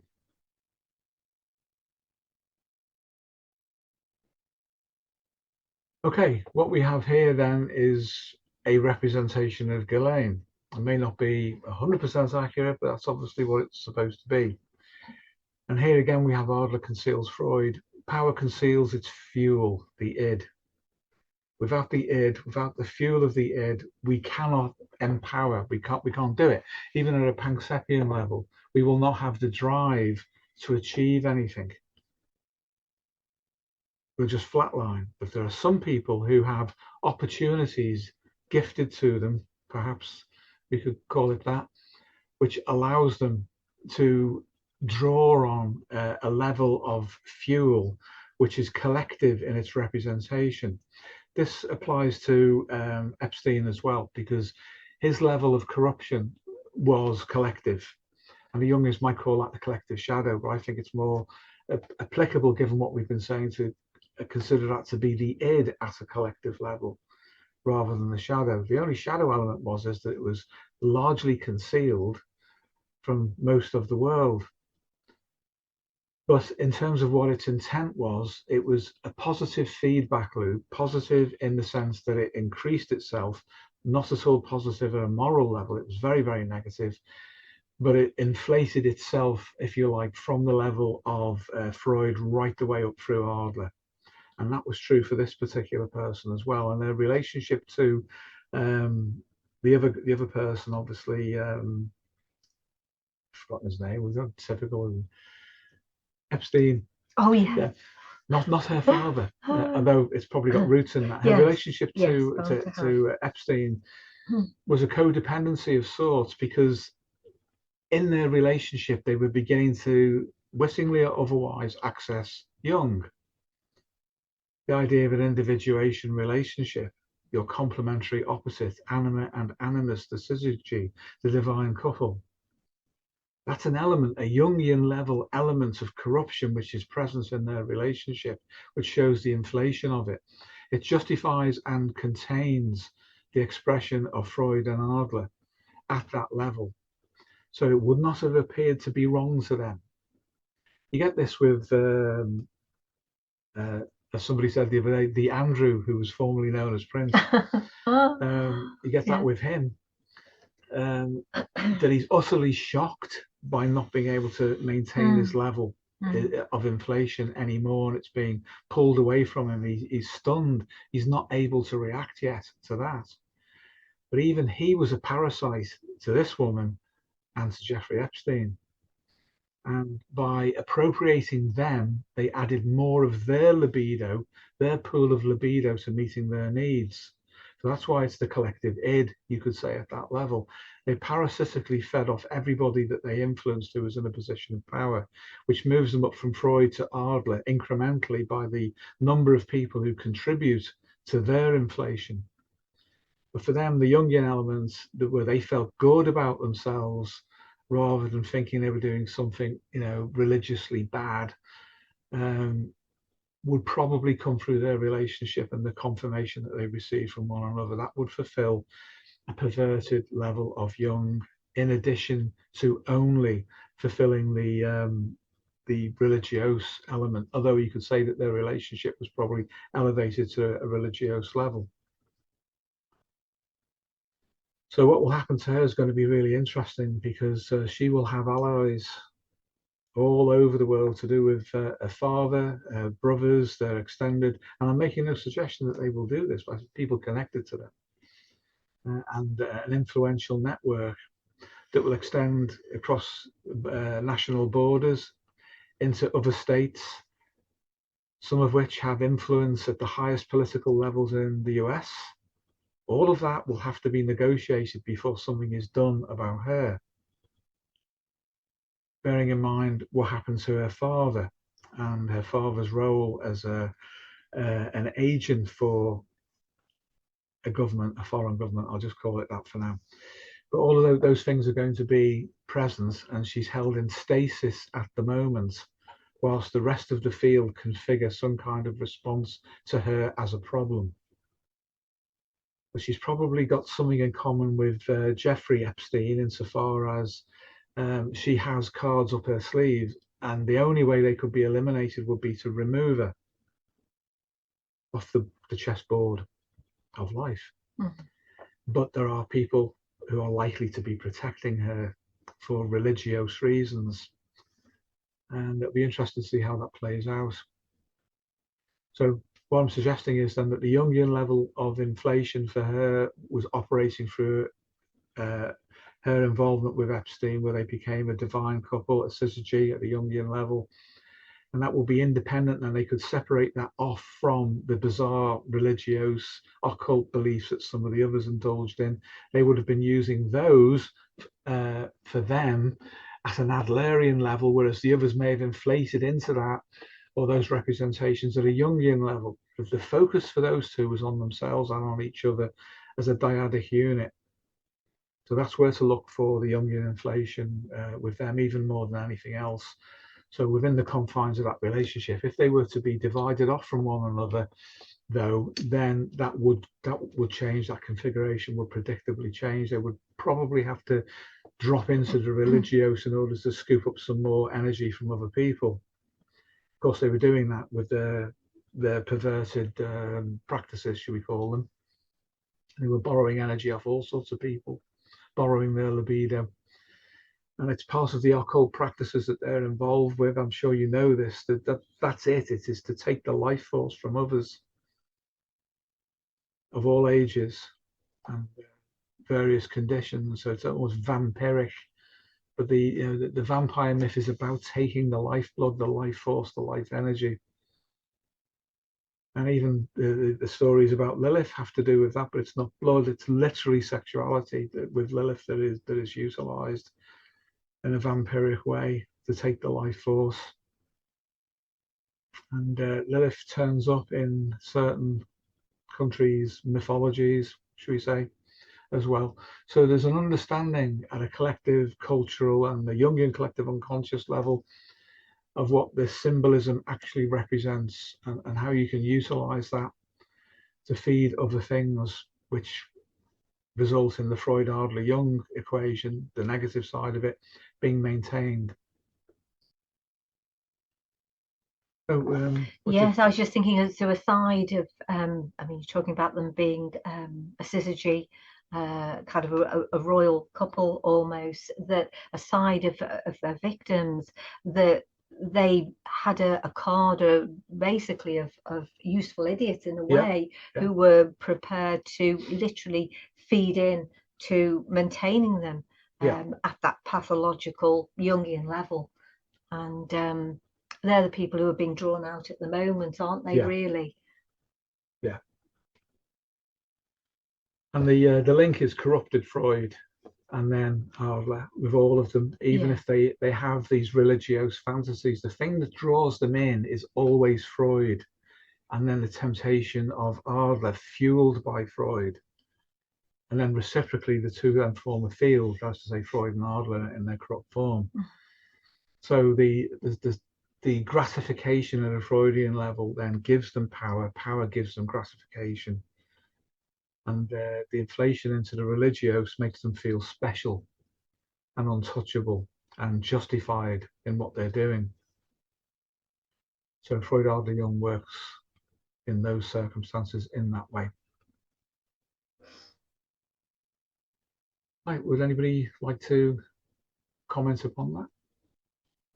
Could I just jump in there? Sorry. Just an interesting bit of background on her mother. After Robert Maxwell died, in later life, she wrote a memoir, A Mind of My Own, and also became a Holocaust researcher. And I'm sure Ghislaine might utilize that as well to her own advantage down the road. Becoming the victim. Yes, there's a lot there, isn't there? There's an awful lot. I'm not familiar with that, but I can certainly feel into the representation that you're generating, that would feed in. Yeah. Because when people get corrupted to the ultimate level, it's as if they don't have a focus other than the corruption itself. In other words, the corruption is their ego. That's what they identify with, and they're comfortable with it. So whereas a normal person would struggle with everything that ever impacted them that was against the grain of their character, a person like that would utilize everything to feed into it and to justify it and to feel comfortable. And that's why they seem to be without a soul. They seem to be empty and hollow behind the mask, because there isn't anything really there at all other than the drive to gratify or be gratified at any cost. And we're seeing that with the Andrew guy now as well. His eyes are dead. There's nothing there. And he's an abomination, frankly, I would say. It's all about self-preservation when it comes down to it, you know. Yeah. They'd hang anyone out to dry, really. I think it's interesting what you say, though, Niamh, about that there is the possibility she might try and play the victim card. Yeah. And given that in this current zeitgeist, we're very accommodating of a kind of a victim mentality, and that might mean that at a kind of lower collective level, some people might even buy into that as a kind of a confession, even that maybe she brought, you know, the women in that she did for Epstein because at one level she understood what it was like to be a victim.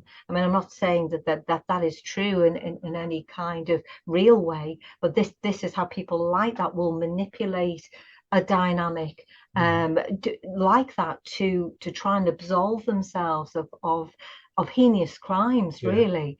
So again, it will be interesting to see how this all plays out. But I think it's an interesting point to flag up, because the way that the culture is configured, some people might buy into that as an explanation, and she might try and utilize that to get herself off the hook.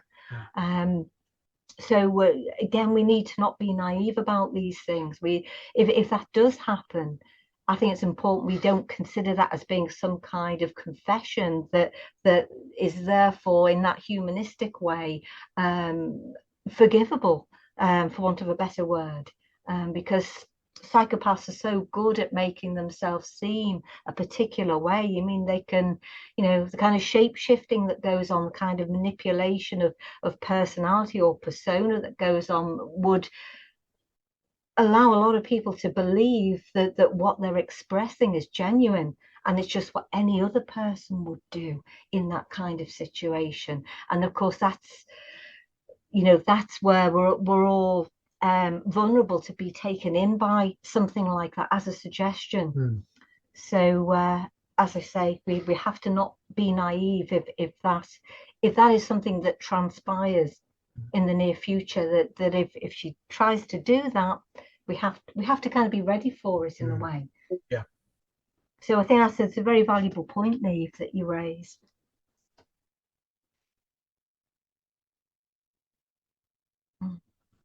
Thank you. Thanks, Dave. Yeah.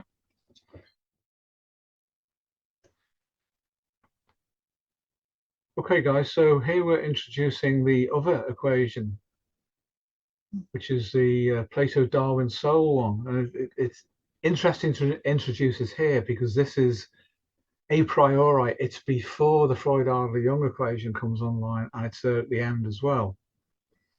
So it's an opportune moment to look at this. So it runs Plato seeks Darwin, Darwin conceals Plato, familiar just like with the Freud-Adler-Jung, and the soul transcends and unites them both.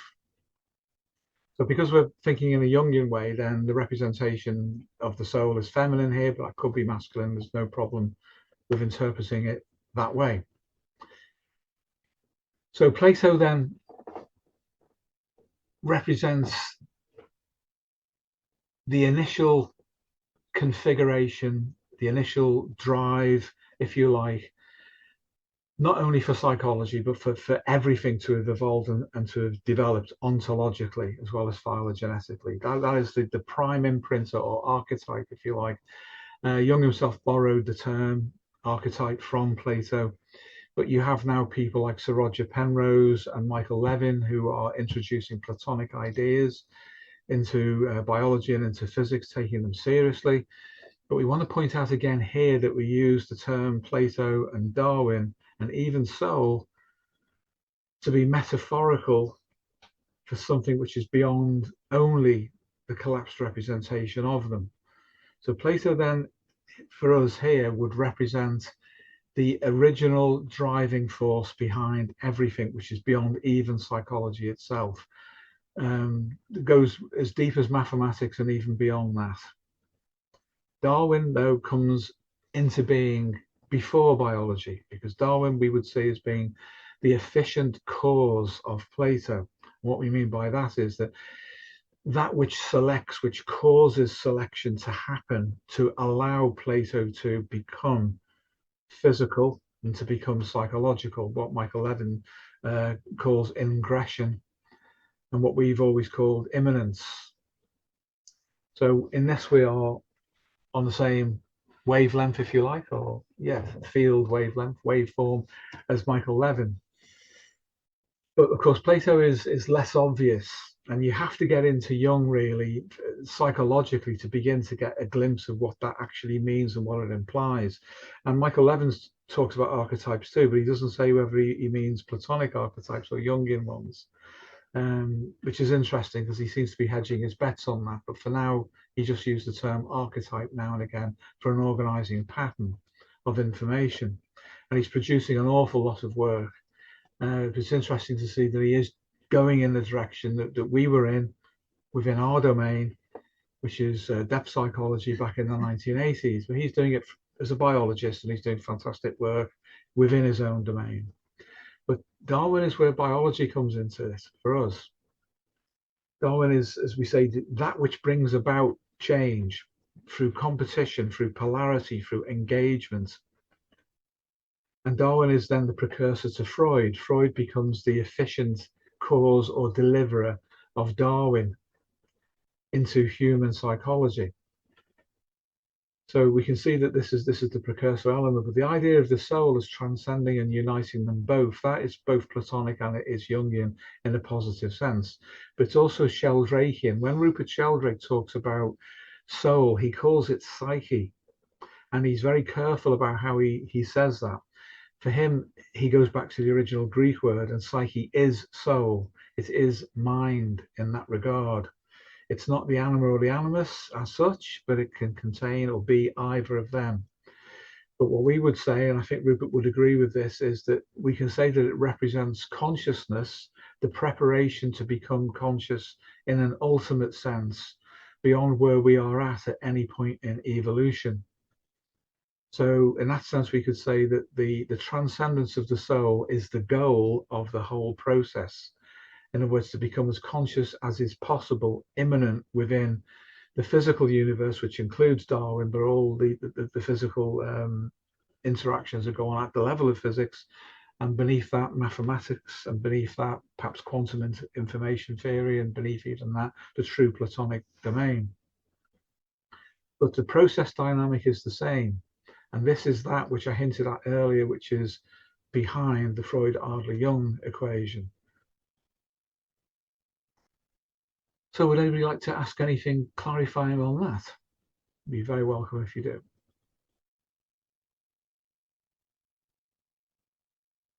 Okay, we'll move on from here. Thank you. Explain it again in a graphic way. So we have the spectral or transpersonal Plato seeking Darwin. And this is what we mean by immanence. They're superpositions together anyway, but this is the representation of when the Platonic field itself wishes by direct action to instantiate itself within biology as represented by Darwin. So Plato seeks Darwin. And we can all see Darwin. In other words, we can see it at work as a selective pressure at the level of biology, but we can't see directly Plato. Plato said that himself about the forms. We can't directly access them through the senses. They're in another domain or another state. We would say they are superpositioned. And it's only through the right approach to consciousness that we become aware of the reality, the immanence, the superpositioning or the ingression, to quote Michael Levin, of Plato with biology, with Darwin. So for the sake of moving on, then I'll move on to move through these.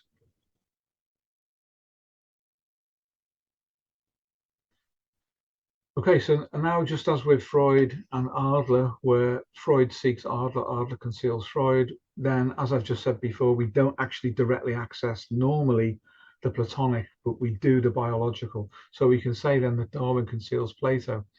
But wherever Darwin is, there are also all of the fields, the informational fields, which are organizing the biological, both in terms of their evolutionary or evolutional phylogeny and their ontology, their development. So again, we can say Darwin conceals Plato.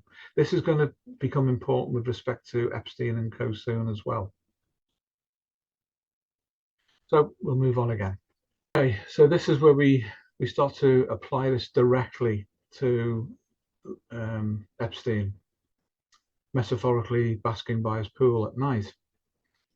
But on the right, we have Plato looking down on him as if in judgment. And then as a further judge, we have Darwin with the world suspended from a thread and a pair of shears. So he's in the role of the fates here, that which brings about things to happen in the world. So if Darwin were to cut the thread and the globe of the world would drop, then metaphorically that would be the crash that would occur at this level for all of the connections that a man like Epstein had developed for himself. But of course, this applies at a global level as well. And when the Platonic pressure test is brought to bear at a biological level across the globe at a species level and beyond, then this pressure test can impact life right across the world in every niche space that it occupies. But it has a personal relevance as well. If Epstein cannot instantiate or ingress Plato because he has a disordered character, then he's problematical. He's problematical to others. And what the suggestion is, metaphorically, that will only be tolerated so far.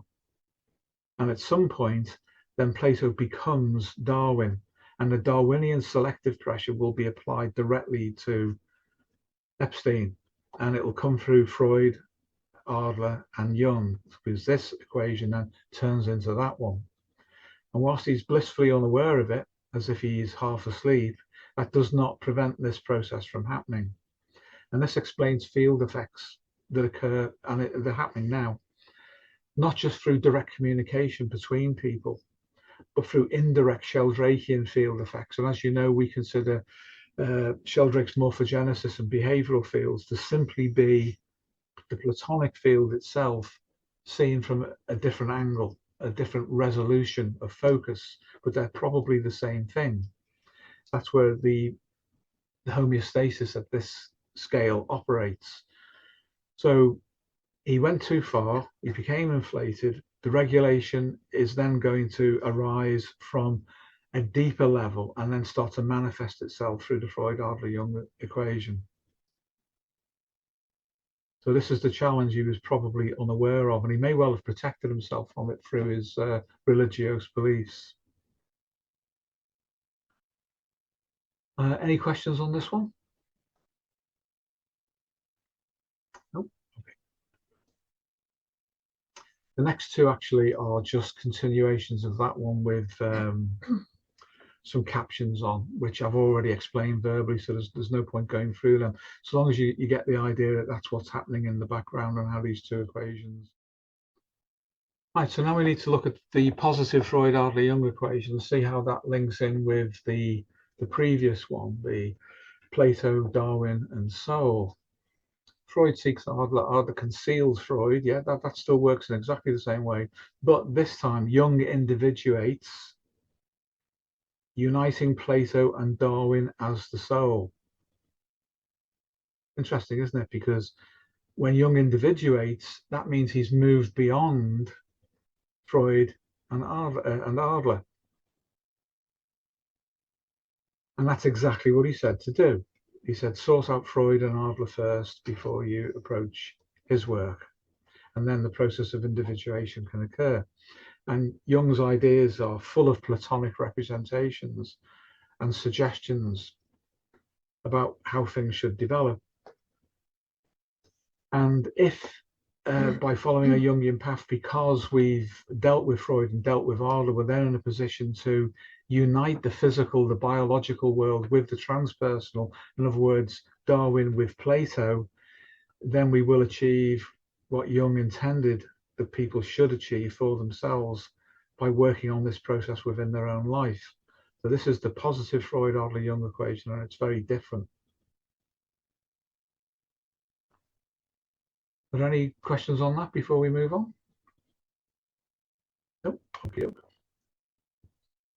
Right, so this is what I've just described. Basically, if we get it right, if we get Jung right, then we have a synthesis, and Jung will transcend Freud and Adler.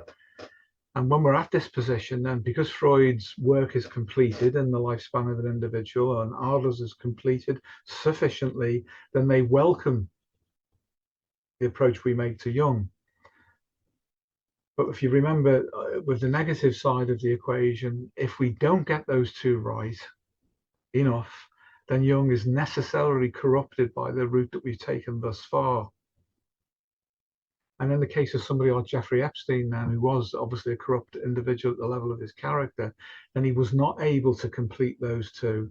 And when he moved into the level of Jung, that was going to stimulate Plato and even Darwin, then in a loop sense, to constellate against him and bring his downfall through the other two.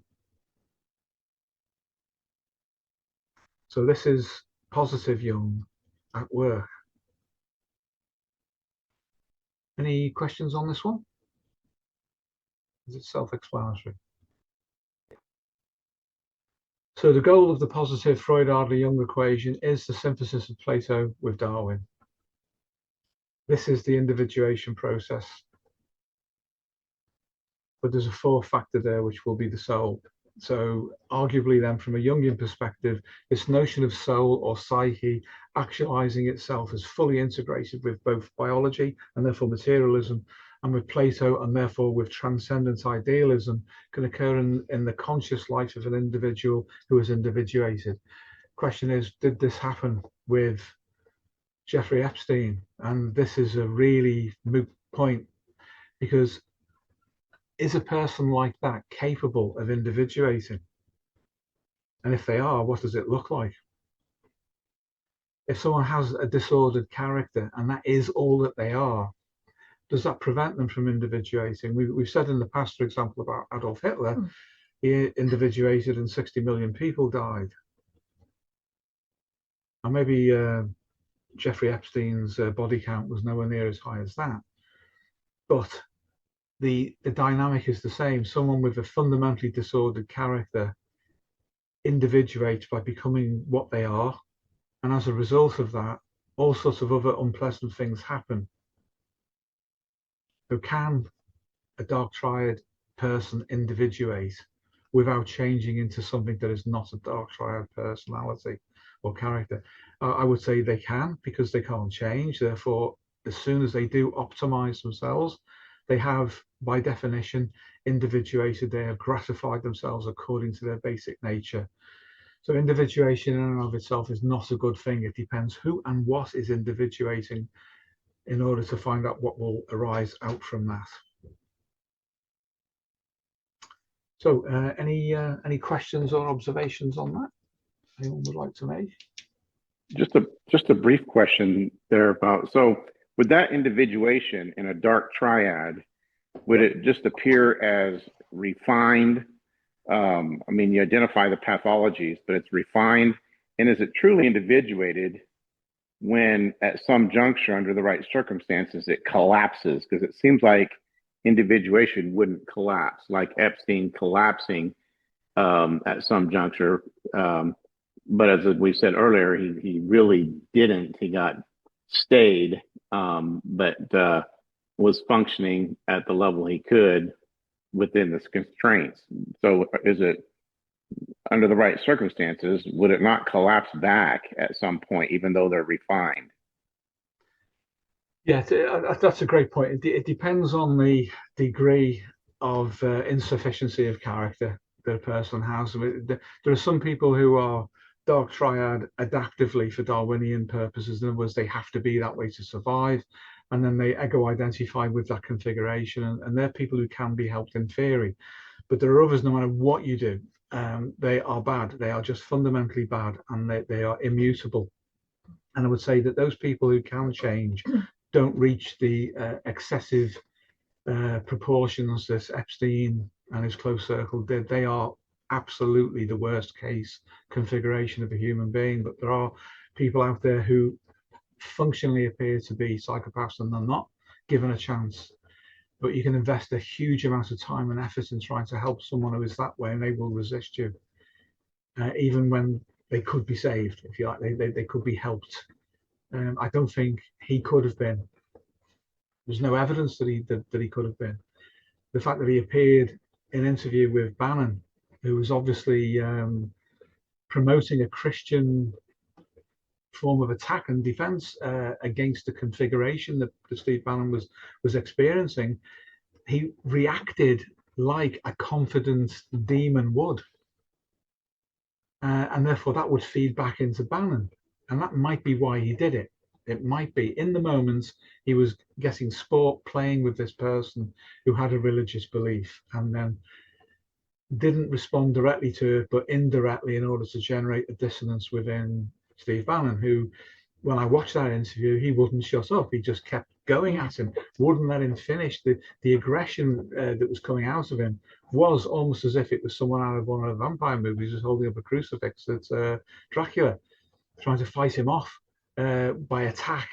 Now, a predator like Epstein will just soak that up, use the energy, feed it back, keep the other guy off balance, and then drop that pearl of a statement in about, oh, no, the devil scares me. You should be scared of me because you said I'm the devil. And then what I'm saying to you is that I have a very good mirror. In other words, I know what I am. I know better than you do what I am, because the way that you're coming at me shows that you're vulnerable, that you're weak, that kind of thing. There's so much in that was superpositioned that says without a doubt the guy was a psychopath. Yeah, in that moment he told him what he was, but Bannon wasn't listening. No. As you say, he was in there like an attack dog. He was, so he missed the opportunity, golden opportunity, to understand what he was saying about himself. And probably because he couldn't, maybe he was incapable for whatever reason of receiving the message as it was delivered by Epstein, which was a statement from him to Bannon about who and what he was. Yeah. Some of them are so wrapped up in their identified with status that they would find the completion of their life in their own death, but spiting everybody and getting off on it.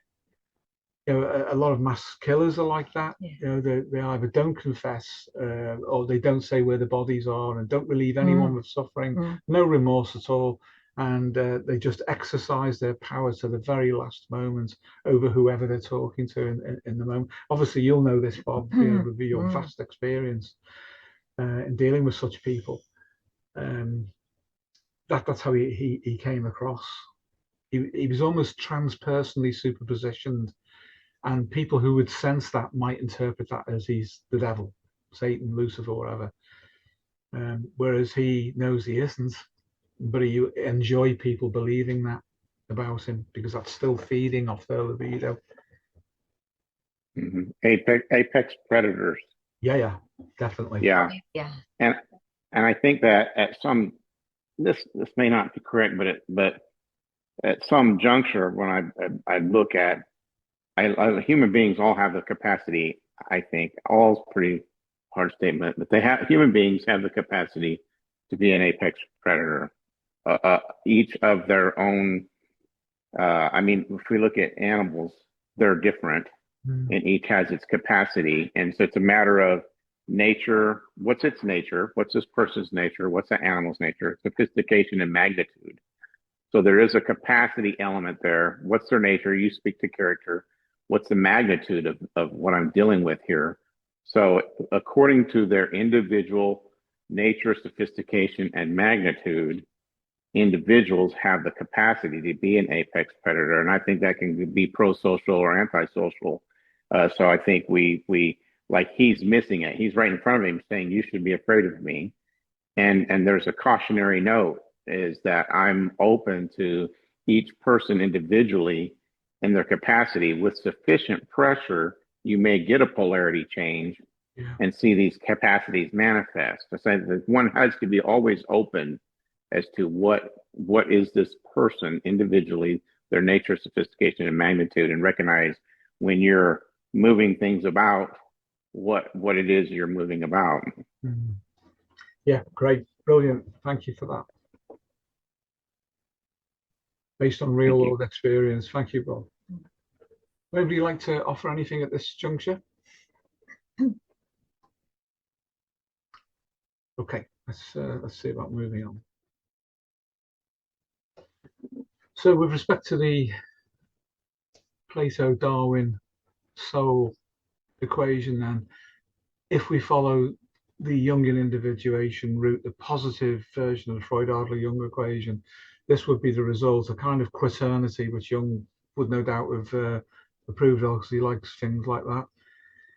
Then following that, then we will be able to integrate our own relationship to biology and the physical world, to the idealistic world of the Platonic sphere, and then also achieve a higher level of consciousness. But this has to be in balance.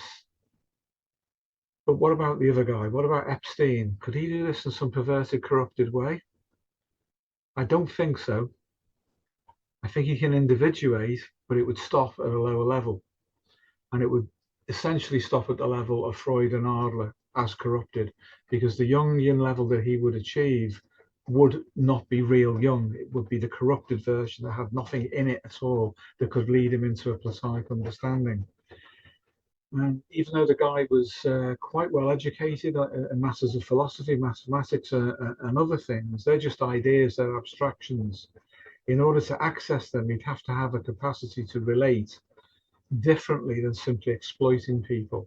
And that did seem to be the fundament of what he did. He exploited people for his gratification.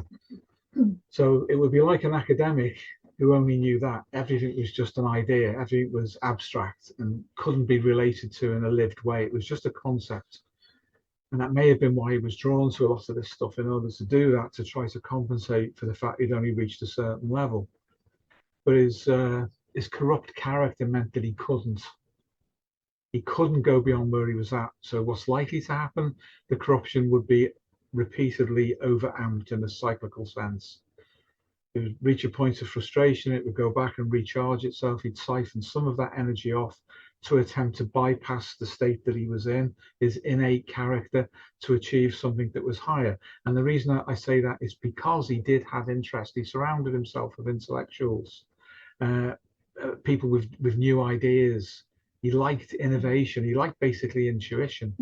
So intuition would be, at one level, a fantasy medium through which he could get beyond the limitations of his own nature, but he was being pulled down all the time by the collapse down through corrupted Adler into corrupted Freud. And then eventually the Platonic caught up with him through Darwin, and Darwin through Freud, and again through power, because it's been at those levels so far that he's been compromised, including the end of his days. That was essentially a Freudian move through Adler to eliminate him as a problem. But that still left the web of associations intact, and we can see how the field is attempting to configure in some kind of balanced way in response to that. And it's not clear which way that will go, because he did have an extremely wide field of corrupted representation.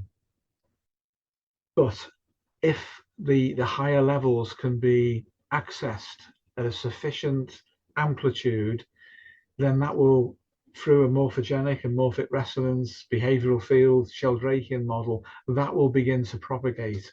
And then we might see what Jung called an enantiodromia against the way that this corruption has gone on a generalized level. So the conclusion would be then he was evil. He was evil because he had such a gross insufficiency of character, he could never get beyond where he was at. the fact that he was stuck, but he had some potential other than that, fed into gratification, and that just proliferated massively by exploitation of other people's corrupted Freud and corrupted Adler. And he fed off that in a parasitical way, but eventually homeostasis reacted against him. Shame it didn't react sooner. But it seems that it did. And he never really achieved a transcendent or transpersonal level, but that would have been the level at which the process of removing him started, because homeostasis operated its highest register at that level because it's concerned with a global level of interaction. And that's only local, of course, because it extends beyond just this home planet that we occupy. The ultimate level of regulation is way, way beyond that, but it's certainly at a higher register than an individual human being in their network. So we'll see what happens. That's the psychosystems analysis collective representation. So we haven't gone into the lurid details. We don't believe there's any need to do that, because it is what it is. We know what that is. We know what that evil is.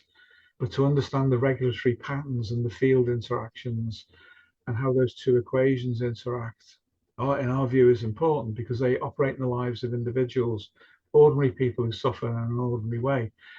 But they don't operate in the same way, but they operate through the same means. And when we're attuned to Freud, Adler, and Jung in the right order and in the right way, then the Platonic will come online for us, because we're working for it. And that means even Darwin will calm down and put the shears away. When, for some people, unfortunately, when they don't make the effort in the right way, then Darwin is ready to cut the thread at any moment, in the manner that the Fates did in Greek mythology. So that's it. So that final statement that you've just made, Steve, that's open to anyone who suffers. They can achieve that transpersonal level of transcendence if they work their way through Freud, Adler, Jung.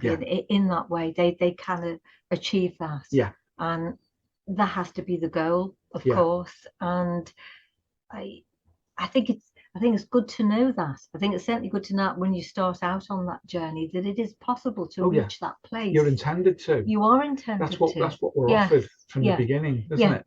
Yeah. We start at the instinctive level. That's the ancestral preparation for survival. Yeah. And then the social level comes in at Adler, and then we're meant to deal with that. Yeah. And then some of us can get beyond that. But if we go to Jung too soon, without understanding what went before and what's beyond Jung, will never emerge for us. We won't do it, and everything is just a fantasy. Yeah. Which is obviously what's going on with the internet guru culture at the moment, where millions probably of young people around the world are being misdirected by nonsense. Yeah. Because they're not engaging with life. They're not going through the process of being pressure tested, of failing, of getting back up and trying again, not giving in, and certainly not giving in to evil.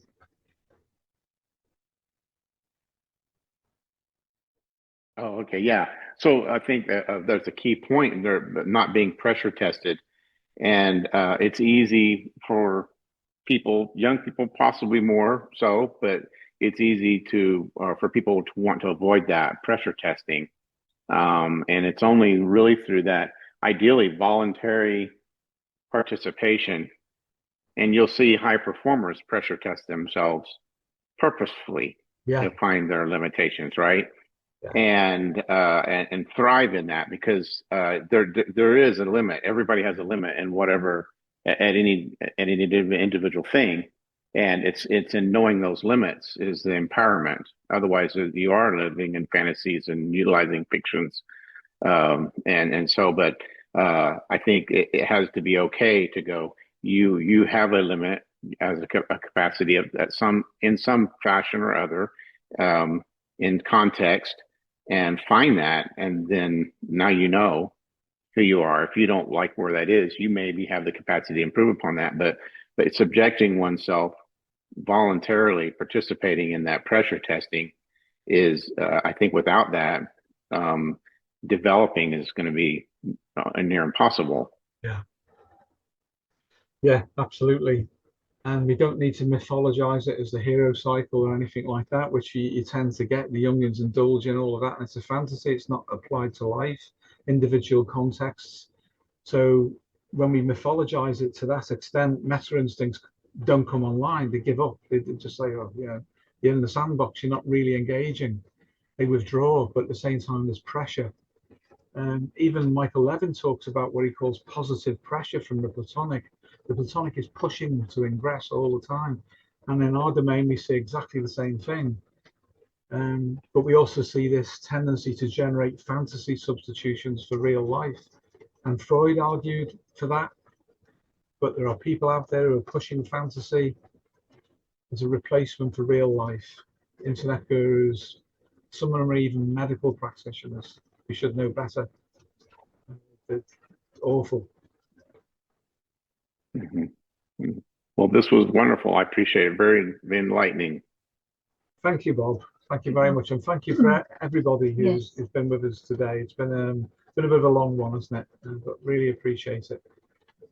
So we'll get this sorted into appropriate shape. And thank you for your attendance and support. It's really